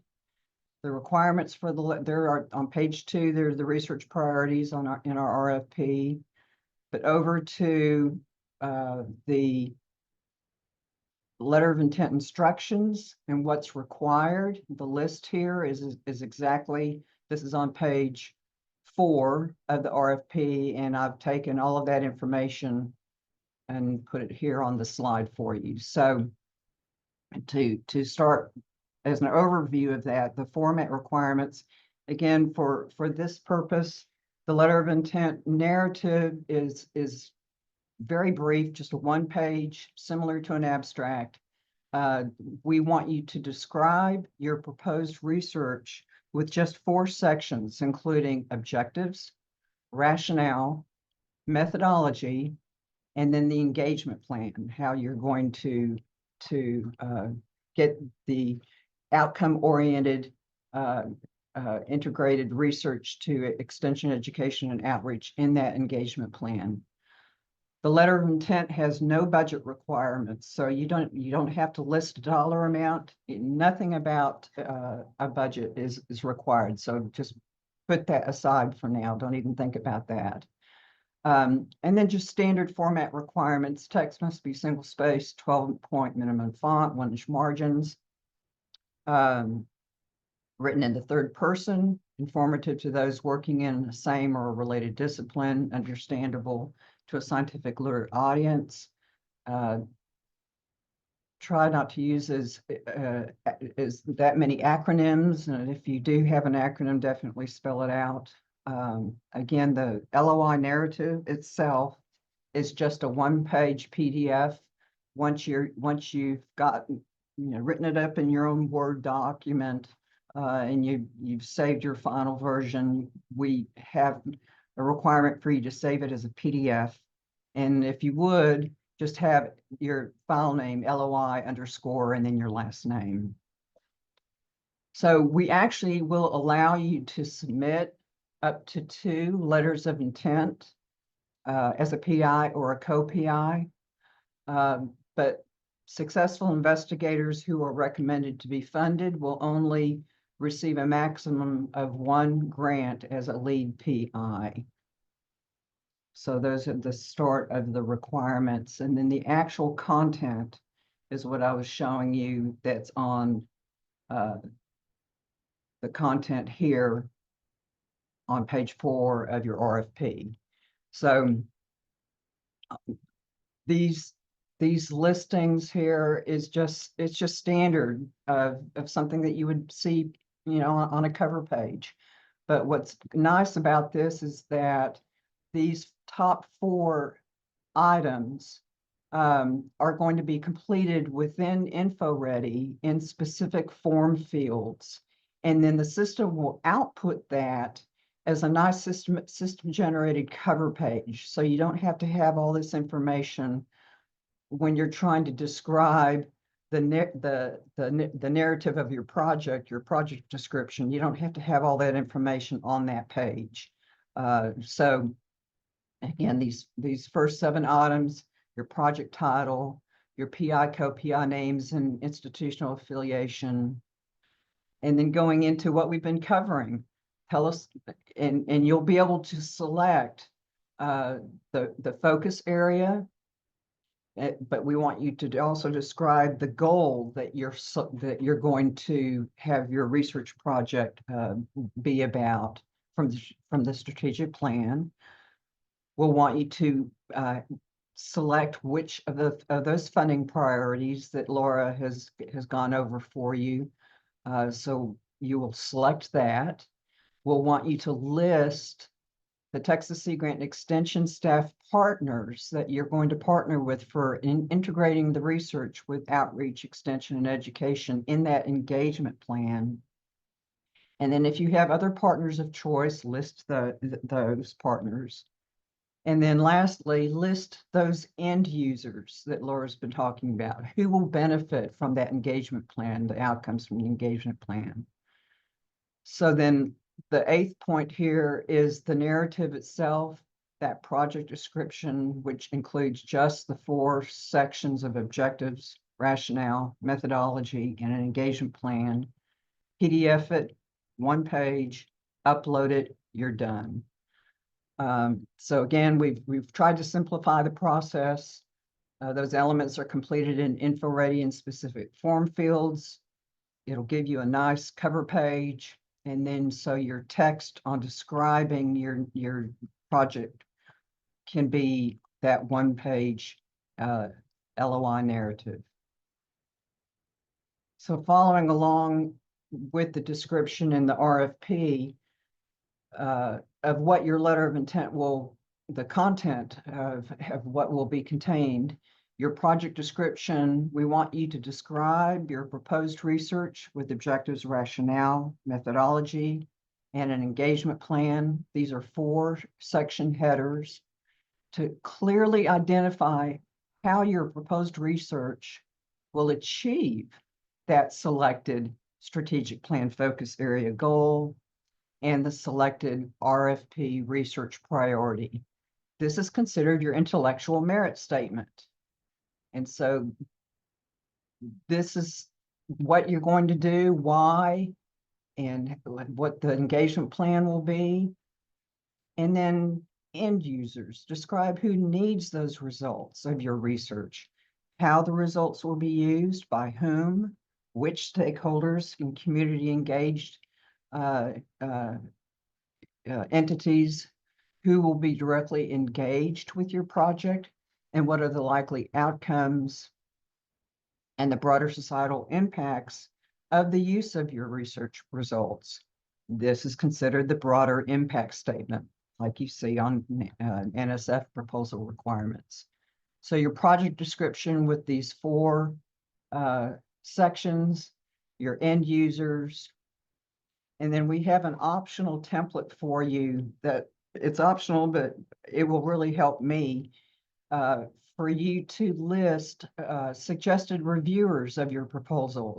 It's just a 1-page list those who you believe are well qualified to review your proposal, but we need them to be from out of state and without conflict of interest. You can't have an old co-PI who's now in University of Colorado. You know, that's a conflict of interest. And so those suggested reviewers that you believe would be well qualified, we will reach out to those reviewers, which will help me build. So if we, depending on how many letters of how many full proposals we get in May, we are required to have 3 peer reviewers, and I'll be reaching out to each full proposal will be reviewed by 2 peer reviewers and then 1 technical review panelist. So that's the 3 required external reviews for full proposals. But so if you would, it would be great if you could fill out that suggested reviewer list. You can also list those individuals whom you would prefer us not to have review your proposal. So keep that in mind too. So now getting into what you need to do to get into the InfoReady system. This is covered, taken exactly from RFP page 5. We have the InfoReady customer support, or their customer support, and it is even documented in their applicant guide that the InfoReady system works best with Firefox and Chrome. So first thing I want you to do again is download and read that InfoReady applicant guide. You can find it on the webpage if you don't want to get into InfoReady yet. Once you're in InfoReady, it'll be there for you to download as well, whichever is easier. And again, you can access this specific letter of intent competition link either here. This is a live link. It's also listed in the RFP, and it's also on our webpage. And all you do simply then, once you have logged in, whether you're using your NetID or registering as a new applicant outside of Texas A&M, once you've logged in, all you do is simply click on the word, once you're in the LOI competition page, all you do is simply click on the button that has apply, and then it'll get you going. So again, like I said, if you're with A&M, just log in with your net ID credentials. If you're not, if you're an applicant external to A&M, the bottom left side of your screen has a registration button, and then it'll walk you through to register you as a PI applicant. Now, if you have submitted to the prior competition, that was the first time we used InfoReady, you might already have an account. So you don't want to set up a new account, simply log back in with your prior credentials, and you may have to reset your password. But this is only the second research cycle that we've used InfoReady. So again, as I've mentioned, the RFP, the strategic plan, the applicant guide, the suggested reviewers list, I have it all uploaded in InfoReady for you, and you can just easily click on a PDF download button, and it will all download in one PDF for you. So I will show you screen prints as we go into each section, but I just want to continue to walk you through the system of the steps for submitting your letter of intent. It's a great user-friendly system. It'll walk you through all the required fields for completion. As I mentioned earlier, those elements 1 through 7, the title of your project, PI name, etc. That's all completed in specific form fields and will be output as a nice cover page. I do want to say one thing that I did not stress and want to stress on your project title.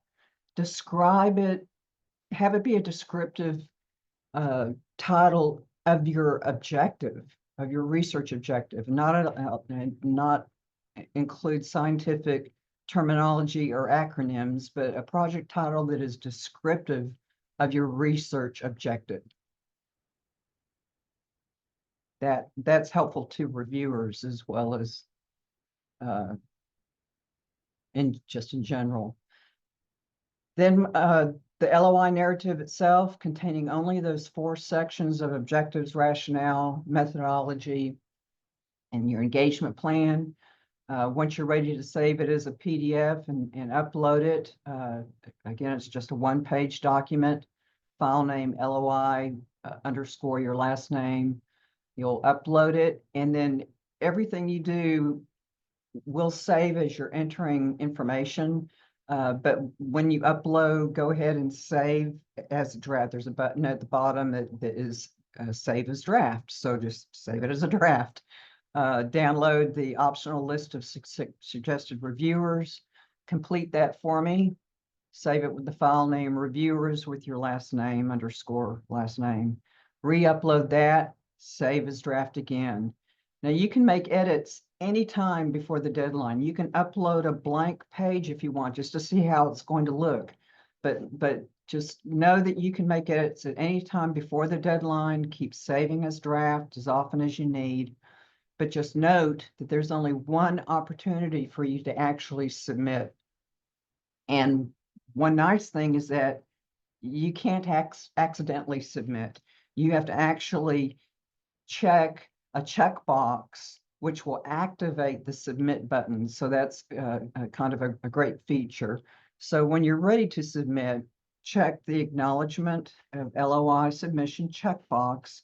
That will activate the system submit button, which you then can select. But again, select it before the system automatically closes at 5 o'clock on Monday, March 3rd. Once the LOI is submitted, the submission is considered final and no further edits can be made. And remember, you can submit up to 2 LOIs, but you'd only be awarded 1. So this is what the landing page looks like for InfoReady online system. Up at the very top here, you just click on the login so you can see. So this is A&M's, the Texas Sea Grants landing page. And here is our LOI. You could click on it here, but it's going to want you to log in first. But as you can see, this is the only competition we have going right now. So once you hit that login screen, this is the login screen you'll get. So for those, that are at A&M, you just log in with your net ID, or under registration down here, if you're outside of A&M, this is the area where you log in for other users. And see, even here at this point, the InfoReady system has that basic application guide uploaded here as a support document. I've got it uploaded within the LOI application itself.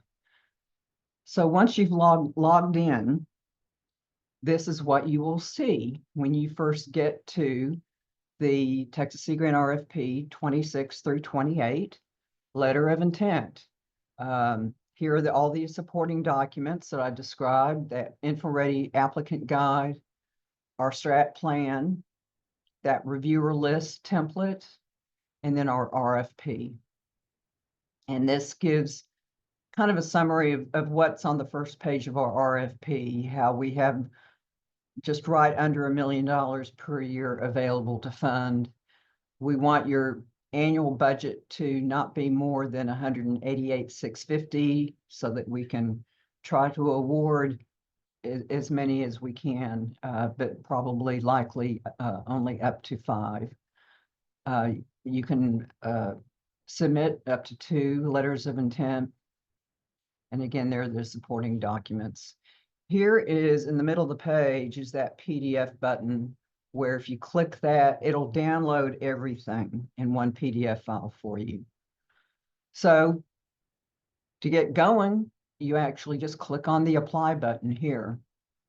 And then it'll start walking you through, wanting you to complete all the application information, all the form fields. So those fields I was telling you about that will be output in a nice cover page: your name, where your institution, where you are, your co-PIs. And I know this is hard to read, but I wanted to prove that so you've got your proposal title. There's a drop-down menu for your primary or secondary focus area.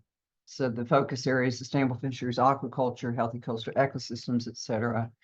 And then I wanted to show you how the funding priorities you would be selecting. This is in order of how it appears on our RFP that Laura has gone over in detail for you. So you have an opportunity to, and this is a required, to tell us what your primary funding priority will be about for your letter of intent. And if you feel like you will have an optional second priority, they're all listed here again for you to select if you so choose. If you are not going to have an optional second priority, I actually have that as an option for you to select. So nobody can read this, but I just wanted to have that shown to you so you can get an understanding of what it's like once you're actually in here. And all of that goes into the form fields here and is output as a cover page for you. So then your letter of intent narrative, with just those 4 sections: objectives, rationale, methodology, and an engagement plan, 1-page PDF saved with this nomenclature. This is where you upload it. And then once you've downloaded the reviewer list and completed it, then this is the second upload, is the suggested reviewer list. And that's it. You're done. So what we want you to do, though, so you can see on this screenshot, there's that save as a draft button that you always want to be clicking on. This does not get activated at all until you tell it to, until you're truly ready. So a 2-step process for submission. We want you to preview everything, save it as a draft, review what you've input and your uploads prior to submission. Click on that download a PDF, and it was at the top right page. So let me go back to that landing page again. There's that PDF button. and it will download everything you've input and uploaded, as well as probably the strategic plan and the other supporting docs. So don't get too overwhelmed about that. Just ignore it. Review again, make further edits, save again. And as I've mentioned previously, there's only one opportunity for you to actually submit. So once you've reviewed everything and you're satisfied, then prior to the system automatically closing before 5 o'clock or at 5 o'clock, you want to click on the acknowledgement, this little grayed out button, click on that. It will activate that submit application button that goes live. And then you're ready to go. So you've submitted, and then here you'll get a confirmation email. It's just really short and sweet. So to give you an idea of the output from InfoReady, your proposal, this is it. This is an example of an InfoReady pre-proposal from the prior competition. And so it'll generate an automatic table of contents. And then everything that PI entered there, well, the competition detail will be there, and then their PI information, where they're located, their co-PIs. This is that nice system generated cover page from those fields of input that you've entered, including details related to the application, the proposal title, the focus area that they chose. They decided to do an optional focus area. They did their primary funding, research funding priority selection. They told us, no, I don't have a second funding priority. They listed the extension staff who would be partnering with them on the engagement plan. And they had some other partners they wanted to list, and they're the end users that would benefit from the project. And this also shows, because this was a submitted proposal, it showed that acknowledgement statement. So that's the nice cover page from inputting that information about yourself and your team and about your proposal, what you're going to be writing about. And then here's, this is what I want you to submit. If I had the forethought or a better plan of attack, I would have given you this template, but I'll let you do it the way you want to, but it's a one-page letter of intent narrative with those 4 headers, and that's it. So I'm really finished here with the steps on submitting a letter of intent, but I wanted to give you some guidance further down the road for when you're starting to develop a full proposal. So when you're encouraged to submit a full proposal around March 10th, we'll get you those notices out to you before the full proposal webinar workshop, March 11th and 12th. Yes, 11th and 12th. The full proposals are due May 5th. So you've got a good many weeks to develop your proposal, and the time that it takes for you to do that, your institutional approval process, getting documents together, and your sponsored research programs offices, whether it's sponsored research services here at A&M or sponsored programs offices at your institutions around Texas.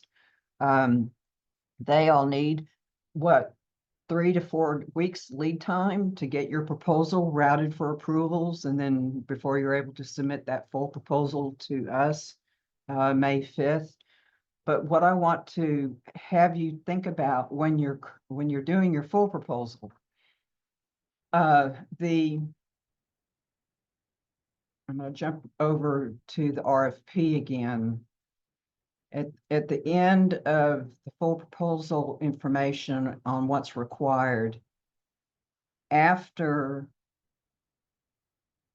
the proposal is recommended for funding, we will need additional documents for you to complete and send to us. So that's covered in the latter sections.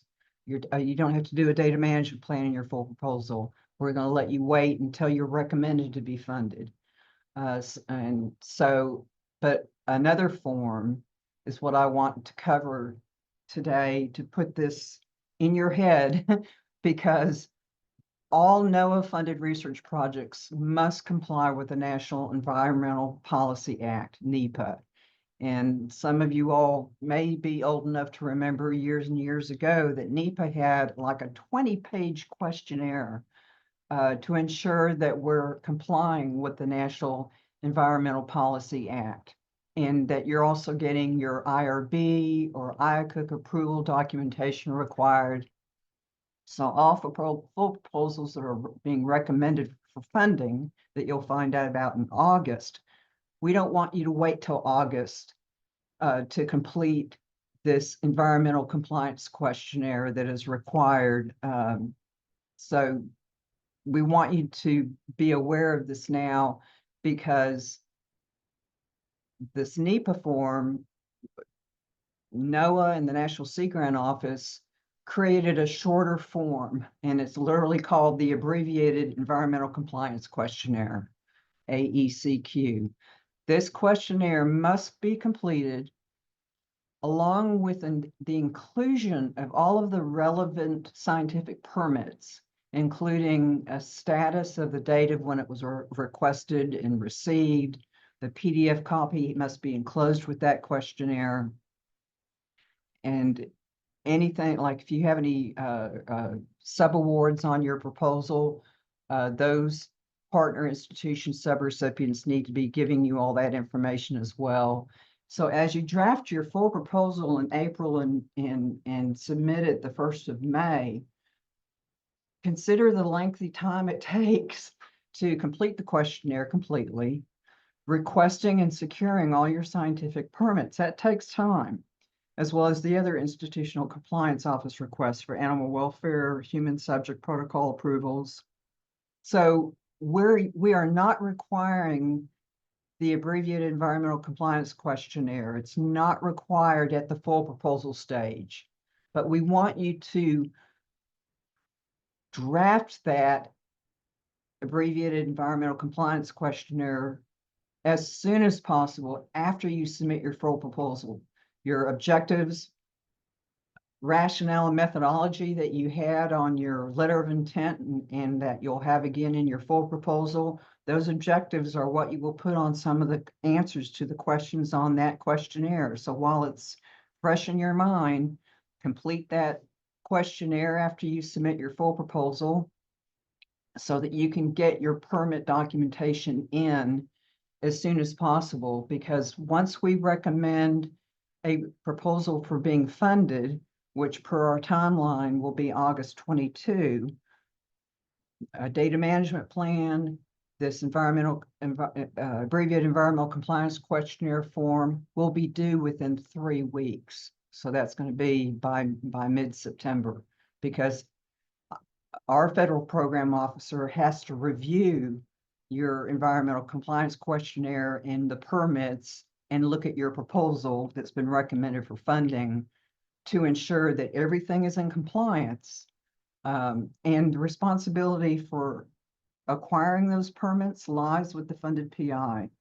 Failure to secure permits, I say, may result in a delayed receipt of funds. It will result in a delayed receipt of funds with a special award condition placed on the award by NOAA, which requires satisfying before you can even start that part of your project.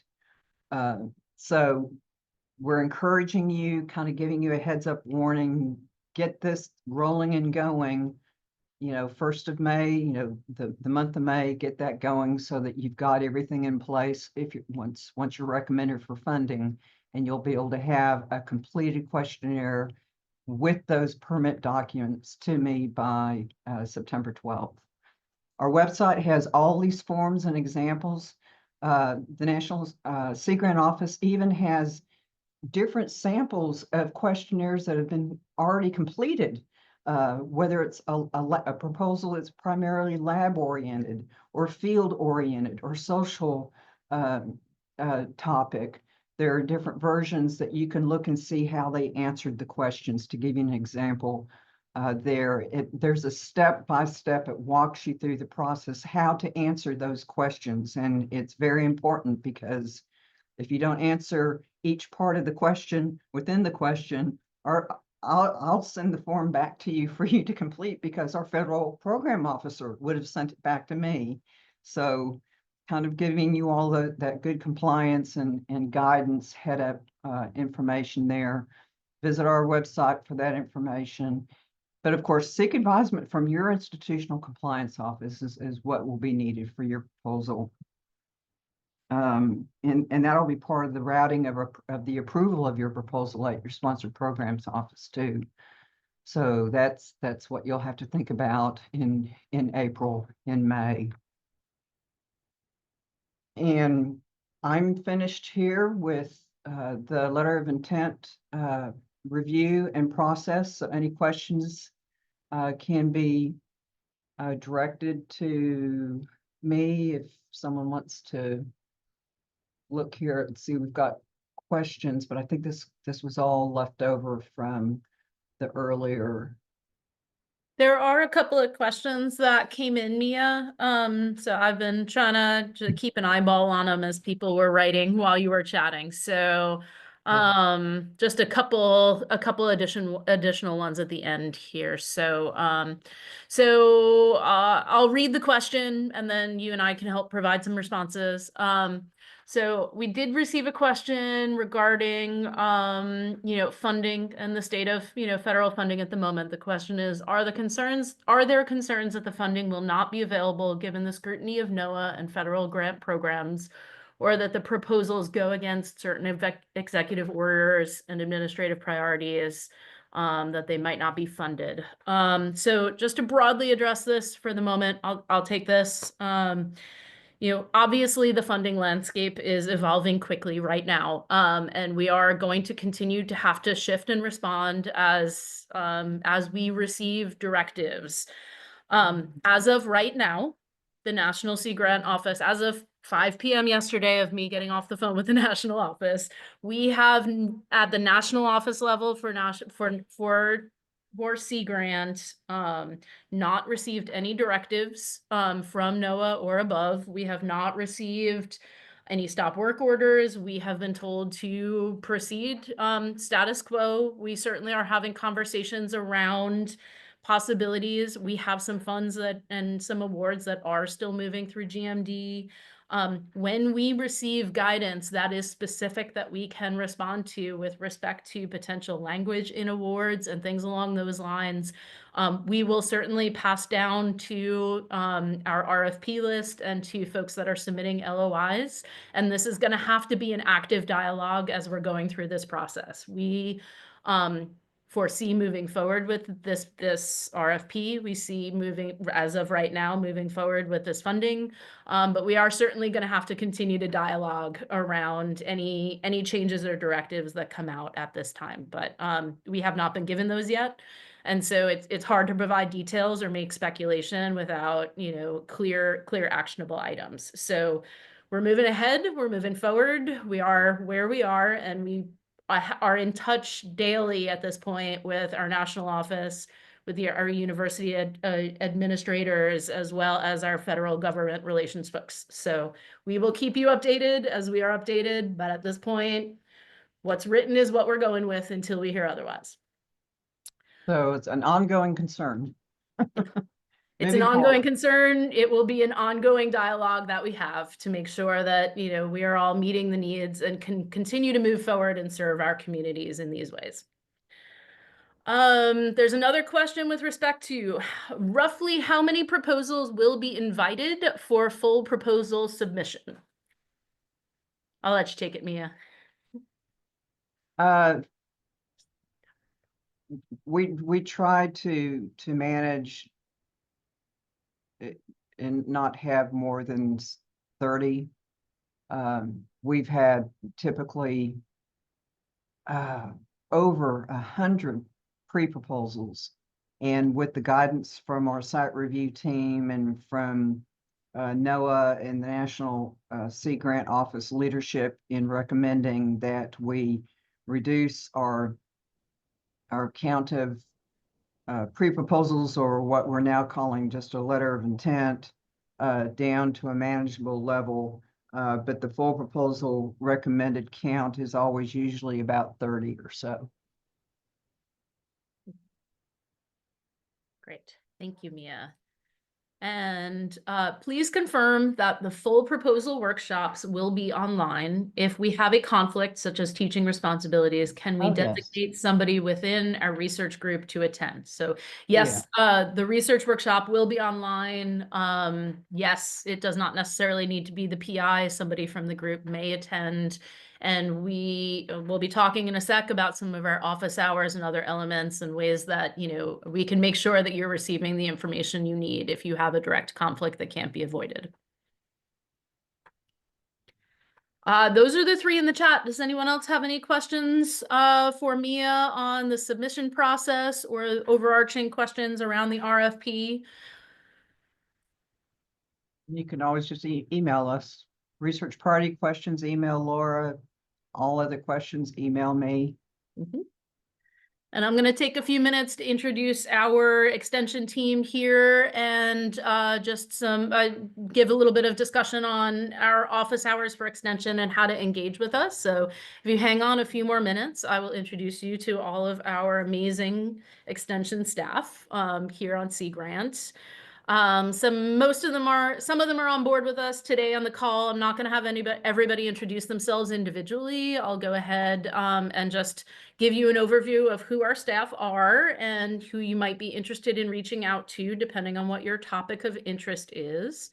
Let me go ahead and find my slides and reshare that so I can share that information for you. Let's see. There it is. Open too many screens on my computer. I can do this in presentation mode. All right. So we have a broad set of extension folks along our coastline. As I mentioned before, I went ahead and broke them up into two categories. As we go through our extension agents here, we have county agents who are specific to a geographical area.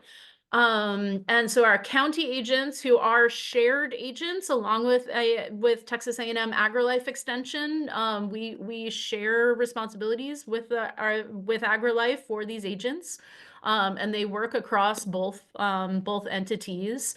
So we have 7 at this point, county and coastal and marine county agents. So our county agents are coastal and marine sort of generalists, right? They work across all of our focus areas. They really are looking at what their specific county and local needs are. And so every county may have some different priorities in terms of some areas, which may be, you know, incredibly, again, because I'm a fisheries person, right?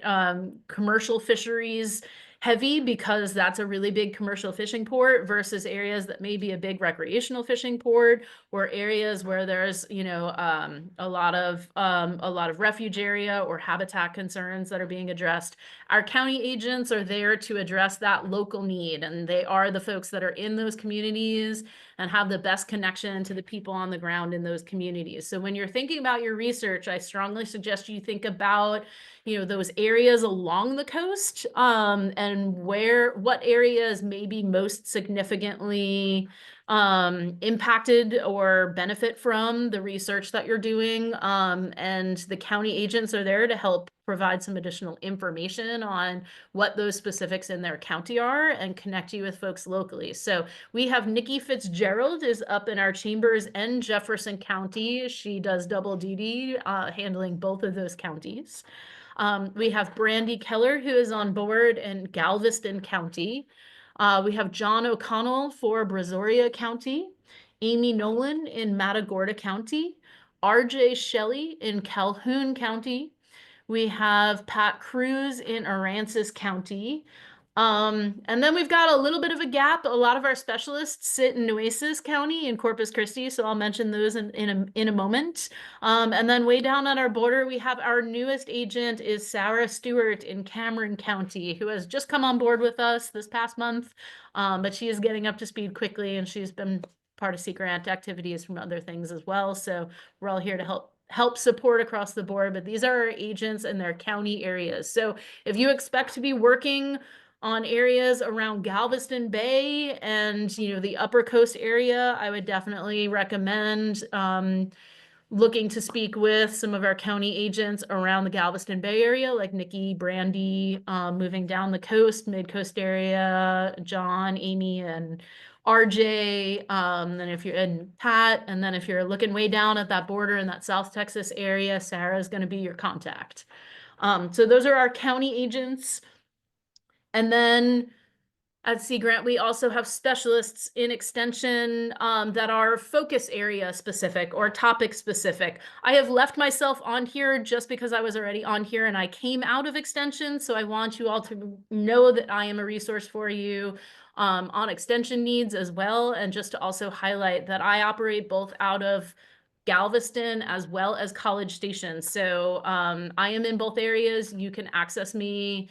I'm happy to meet with you folks at either campus on the Upper Coast. So our headquarters are in College Station. That is where our administration sits. The rest of our extension folks are based along the coast. So just wanted to kept myself in there just so you know where to find me. Magellan Cleary is our Upper Coast coastal resilience specialist who generally works through to about Calhoun County and that mid coast. And April Taylor is our Lower Coast coastal resilience specialist who is handling things from mid coast all the way down to the Rio Grande Valley and sits in the Corpus Christi office. So we do have a coastal resilience team. They are available to you. They are able to work throughout the coast. So if there's topics or if your project spans the entire coast, we can certainly, address that. But generally to make sure we're covering geographic areas, their focus has been Upper Coast, Lower Coast in terms of their contacts and the folks they're working with. On our fisheries and aquaculture team, we have Mario Marquez, who is our aquaculture specialist who sits in the mid-coast in Palacios, which is based in Matagorda County. And we have Alexis Sabine, who is our recreational fisheries expert. Alexis is also the lead for our sustainable fisheries and aquaculture team as a whole now. And Alexis and Matt Kamen are based in the Corpus Christi offices, and Matt Kamen is our fisheries specialist who predominantly focuses on commercial fisheries activities. But we all work together as a team kind of across our specialties. So folks in fisheries are not restricted to just recreational or just commercial. Matt and Alexis are able to kind of help you across that divide. Mario's got a lot of broad experience as well. So here's our extension team. These are our folks that are here along the coast in our communities, working with our partners regularly. They are going to be the best source of connecting you with what's happening along the coast with some of these stakeholders, end users that are going to be able to help you identify some of the potential outcome-oriented goals of your research and help you to build your engagement plan. So we're doing something a little bit different this cycle to try to help facilitate some of that engagement with our extension staff. And so we have decided to hold extension staff virtual office hours on Mondays in the afternoon from 3:30 to 5 p.m. So for the next several weeks, we will be available Monday afternoons, 3:30 to 5. I am going to help man those as well as a few other folks on our extension team. And generally our extension folks have tried to keep their schedule fairly open during that time period.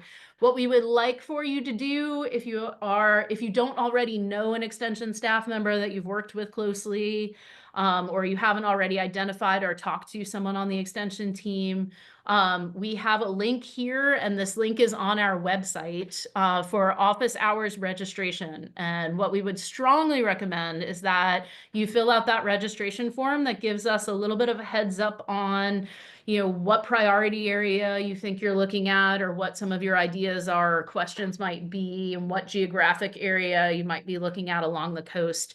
To help us in advance of those office hours, kind of pair you up with the extension agents that we think will be most effective in helping you with your research proposal. So we will be available. The Zoom link for the office hours is also available on our website. So even if you haven't filled out the registration form, you are welcome to pop in on those office hours and we'll chat with you and figure out how to direct you and connect you with the best extension person available. And this does not preclude you from meeting with or chatting with our extension folks outside of these office hours, but it's just an opportunity to help coordinate a little bit better, help answer some of your questions, and maybe better help identify for you who the best person on our extension team is to reach out to. So the link at the bottom here is our staff listing on our website as well. So you can certainly also take a look at the website, take a look at our staff listing, and reach out if you already know an extension member or there's somebody that you've identified that you think would be the best person for you to talk to about your topic. The office hours are set up for the next couple of weeks to be in the LOI phase while we're looking at getting to that March 3rd LOI submission process. We will not be holding office hours on Monday, March 3rd, which is the day that the LOI is due. We'd like to really emphasize that it's important to be facilitating these conversations and to having these conversations with our extension staff early on. We get inundated quite a bit with requests, not only through this RFP, but we are working with researchers on other research proposals. We have a lot of community projects ongoing that our extension folks are out in the field quite a bit, and it is very difficult for the extension staff to respond to last-minute requests. So the earlier you can respond to extension staff, the more likely you're going to have a good partnership with that person and be able to really build a strong proposal. So that day that the LOI is due, we are not going to hold office hours on that day because we want to be careful to not have last minute people that are kind of reaching out to say, oh my gosh, I have to submit this today. Will you be my partner?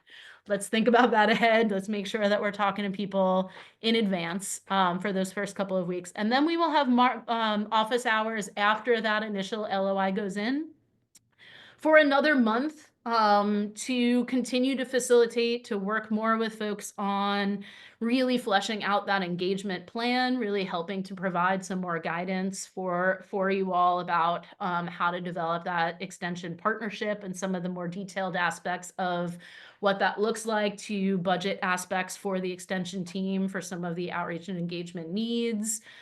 Things along those lines. We will talk about all of those things in the full proposal workshop, and we'll have those office hours for that period of time to kind of help continue to facilitate that.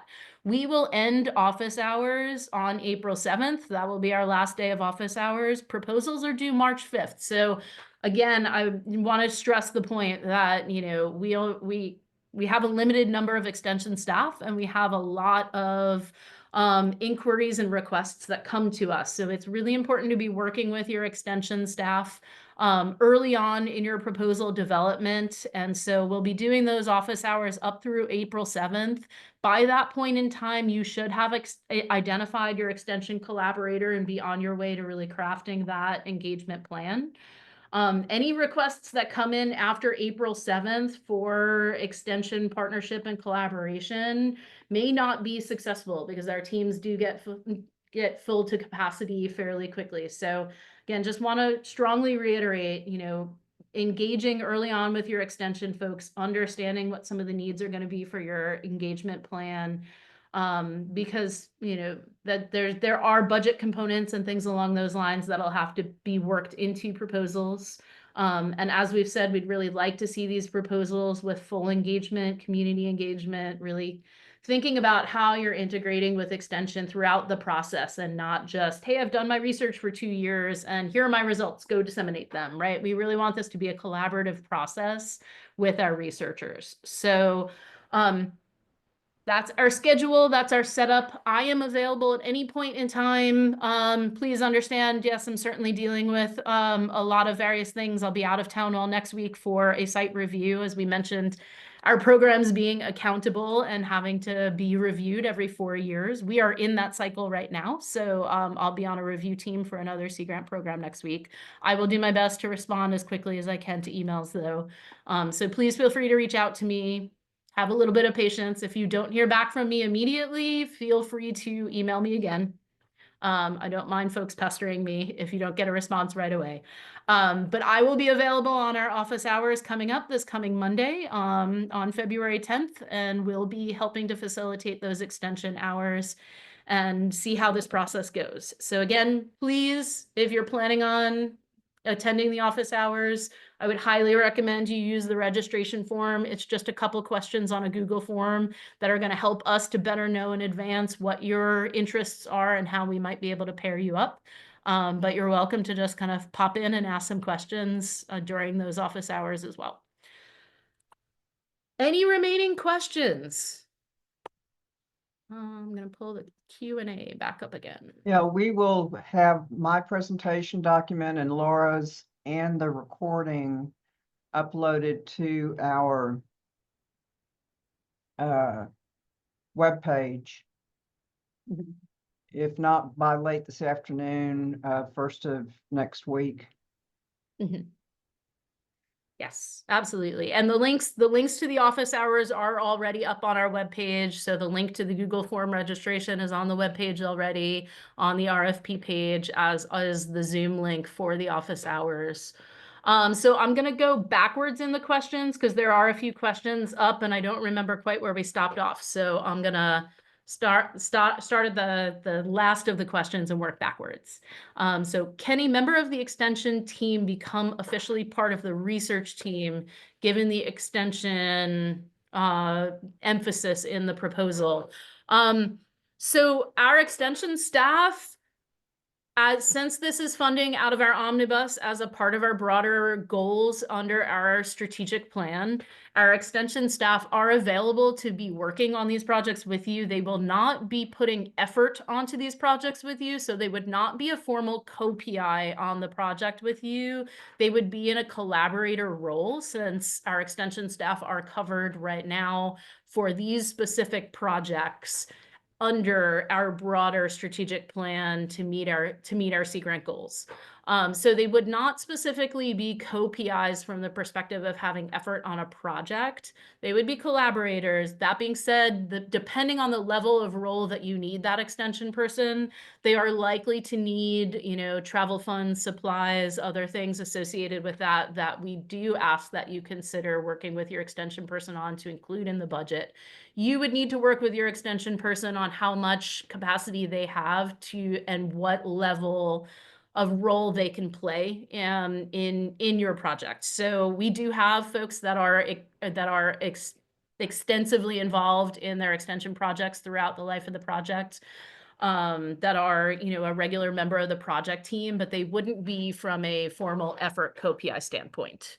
Hopefully that's clarifies for the moment. That they would be like a collaborator role to your engagement plan. So they would be a key person. They But are, they would yes. not, but they would not be a co-PI. And so understand too that the funds that we use to fund you are the same federal funds that come from our omnibus. So we can't pay our extension team members on your proposal. We can't pay for their personnel effort with our own dollars. So it's, double dipping there, but reimbursing on supplies and travel, like Laura was talking about, we would definitely want to have those costs on your budget so that we could be reimbursed. Mm-hmm. Yes. Thank you. And also, I know this came up and we talked about this. We want our extension team to be engaged, but that by no means precludes you from having other engagement partners. I think it's important to be bringing in some other, community partners, industry partners, things along those lines that can also play a role in that engagement plan and project and, as project team members. So, your extension team member will certainly work hand in hand with any other partners that you have for the proposal. quick question here. We should engage with extension team members prior to the submission of the LOI, correct? Yes, we would like you to be identifying and at least having an initial conversation with the extension team so that you can identify who that extension person is that is going to then further help you in the full proposal. So certainly those conversations should be starting, in these next few weeks to at least have an initial, hey, yes, I agree. This is a need that I see in my community. I, align with your research. I'd like to go ahead and help support your proposal. You can put my name down and then we'll continue the conversation. So that early, for the LOI, you'll be able to identify who that person is and have, a general idea of the goal of that engagement plan, and then you can work with that extension person further on the details for the full proposal stage. Can NOAA Fisheries employees be part of the research team? You can certainly engage with state and federal agency folks. Typically, and particularly for federal employees, they usually cannot be funded directly as far as effort, but they can be collaborators. So there are some federal rules around that if you have federal agency partners, they will be able to explain the limitations of their role in the project. They'll do a better job of explaining that than I can. So they certainly can collaborate with you, but there are some restrictions on how they can be funded associated with our projects. Mia, I don't know if you have any other particular guidance you usually provide on that. Yeah, under I give a lot of information on the budget portion for under the full proposal requirements. So your full proposal information starts on middle of the document, page 6. The actual budget information is on page 9. And I break down the amount per year. I give recommendations on the cost share, examples of easily trackable cost share, because it has to be reported back to the sponsor, and this will be covered in detail in the full proposal. But the most easily trackable cost share type, because for every dollar you spend, your institution has to report 50% cost share when you submit your invoice to us, and we have to submit that to the sponsor, report to the sponsor every time there's an invoice submitted. And so the most easily trackable cost share are types that are in your institution system, like personnel effort and tuition. Those are very identifiable areas for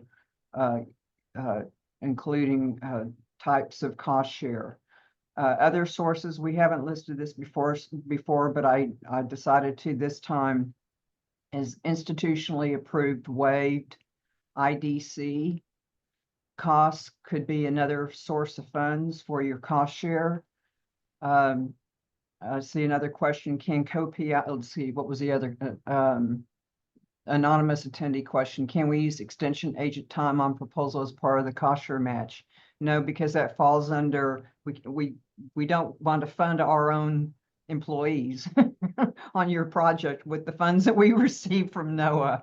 So that's the personnel effort can't go on that budget, whether it's the federal Sea Grant budget or the cost share budget. Third-party cost sharing it's allowable, but it's not really encouraged because it's so difficult to document. But so if you're going to have third-party cost share, then we can accept that if there's proper valuation documented on both the budget and budget justification, with the unit cost, number of units, the valuation, the source of funds.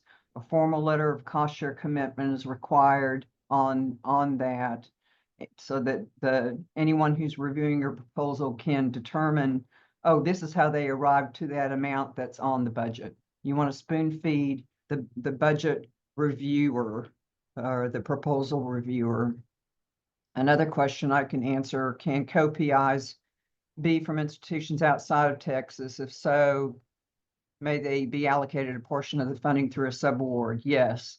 We want you can have subrecipients on your proposal. Of course, you would want to have the main scope of work, the main portion of the budget, and then you would subaward out that portion of their scope of work and their budget. So all of the budget information and the forms that are required for you as the lead institution submitting that proposal, the subawardee would have to fill out the same budget forms, a budget justification. And you would want to reference, and I have this in the RFP, that if you are going to have subawards, then include that applicant's statement of work must be described in your full proposal narrative. And I've also detailed in the RFP full proposal budget information that that subawardee's scope of work page would be the first page of their budget justification.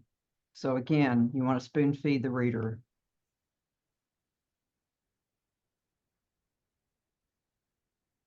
There's another question regarding, is there a schedule for each extension team member about when each member has their own office hours? So no, we are doing a general office hours, and we have, so those of us who will be helping to run the general office hours on those Monday afternoons, have some additional information about available hours of our extension folks or opportunities. So once we kind of help pair and connect to you, if our folks are not available at that specific office hour on that Monday, we'll certainly connect you and let you know when they may be available to meet with you. And at that point, you can set up some time to talk with them individually. We are not going to go ahead and ask each extension member to have their own specific office hours available at this point. We'd like to do that through one larger conversation, and then go ahead, and as we pair people off, then you'll be able to reach out and set some time to talk with individual folks.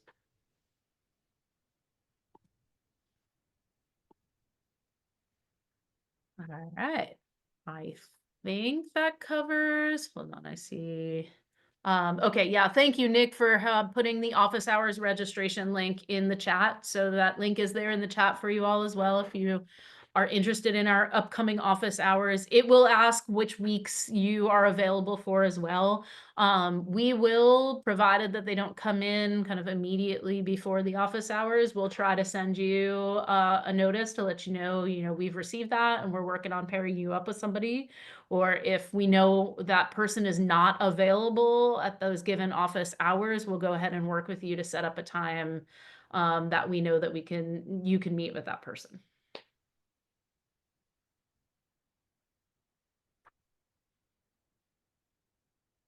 Any other questions? All right, well, we've come in 7 minutes before our ending time officially, so y'all get 7 minutes of your day back.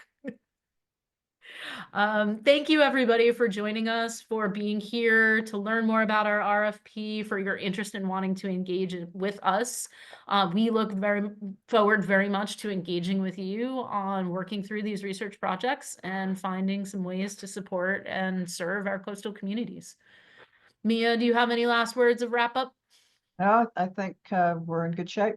Thank you for everyone, your attention. We've had, I think this is the largest group we've ever had. I had a count of 74, but excluding those of us online, there was 67 participants. So that's incredible. Great. It's wonderful. Well, all of the research funding priorities that are published in the RFP, because that is what we will confirm. If you've selected a research funding priority, but yet you wrote about mowing the South 40, then it's there isn't going to be an alignment there, and we wouldn't want to encourage you to spend so much time on developing a full proposal that doesn't match up. So thank you for your participation and your interest in supporting Texas Sea Grant and Texas. All right. Well, thank you, everybody. Again, our information is on the website. So contact Mia or I if you have any questions. Attend our office hours, and we look forward to seeing where this takes us. Okay. Thank Thanks, you. everyone. I think we'll end this. Over and out. Cheers. Happy Friday. Happy Friday.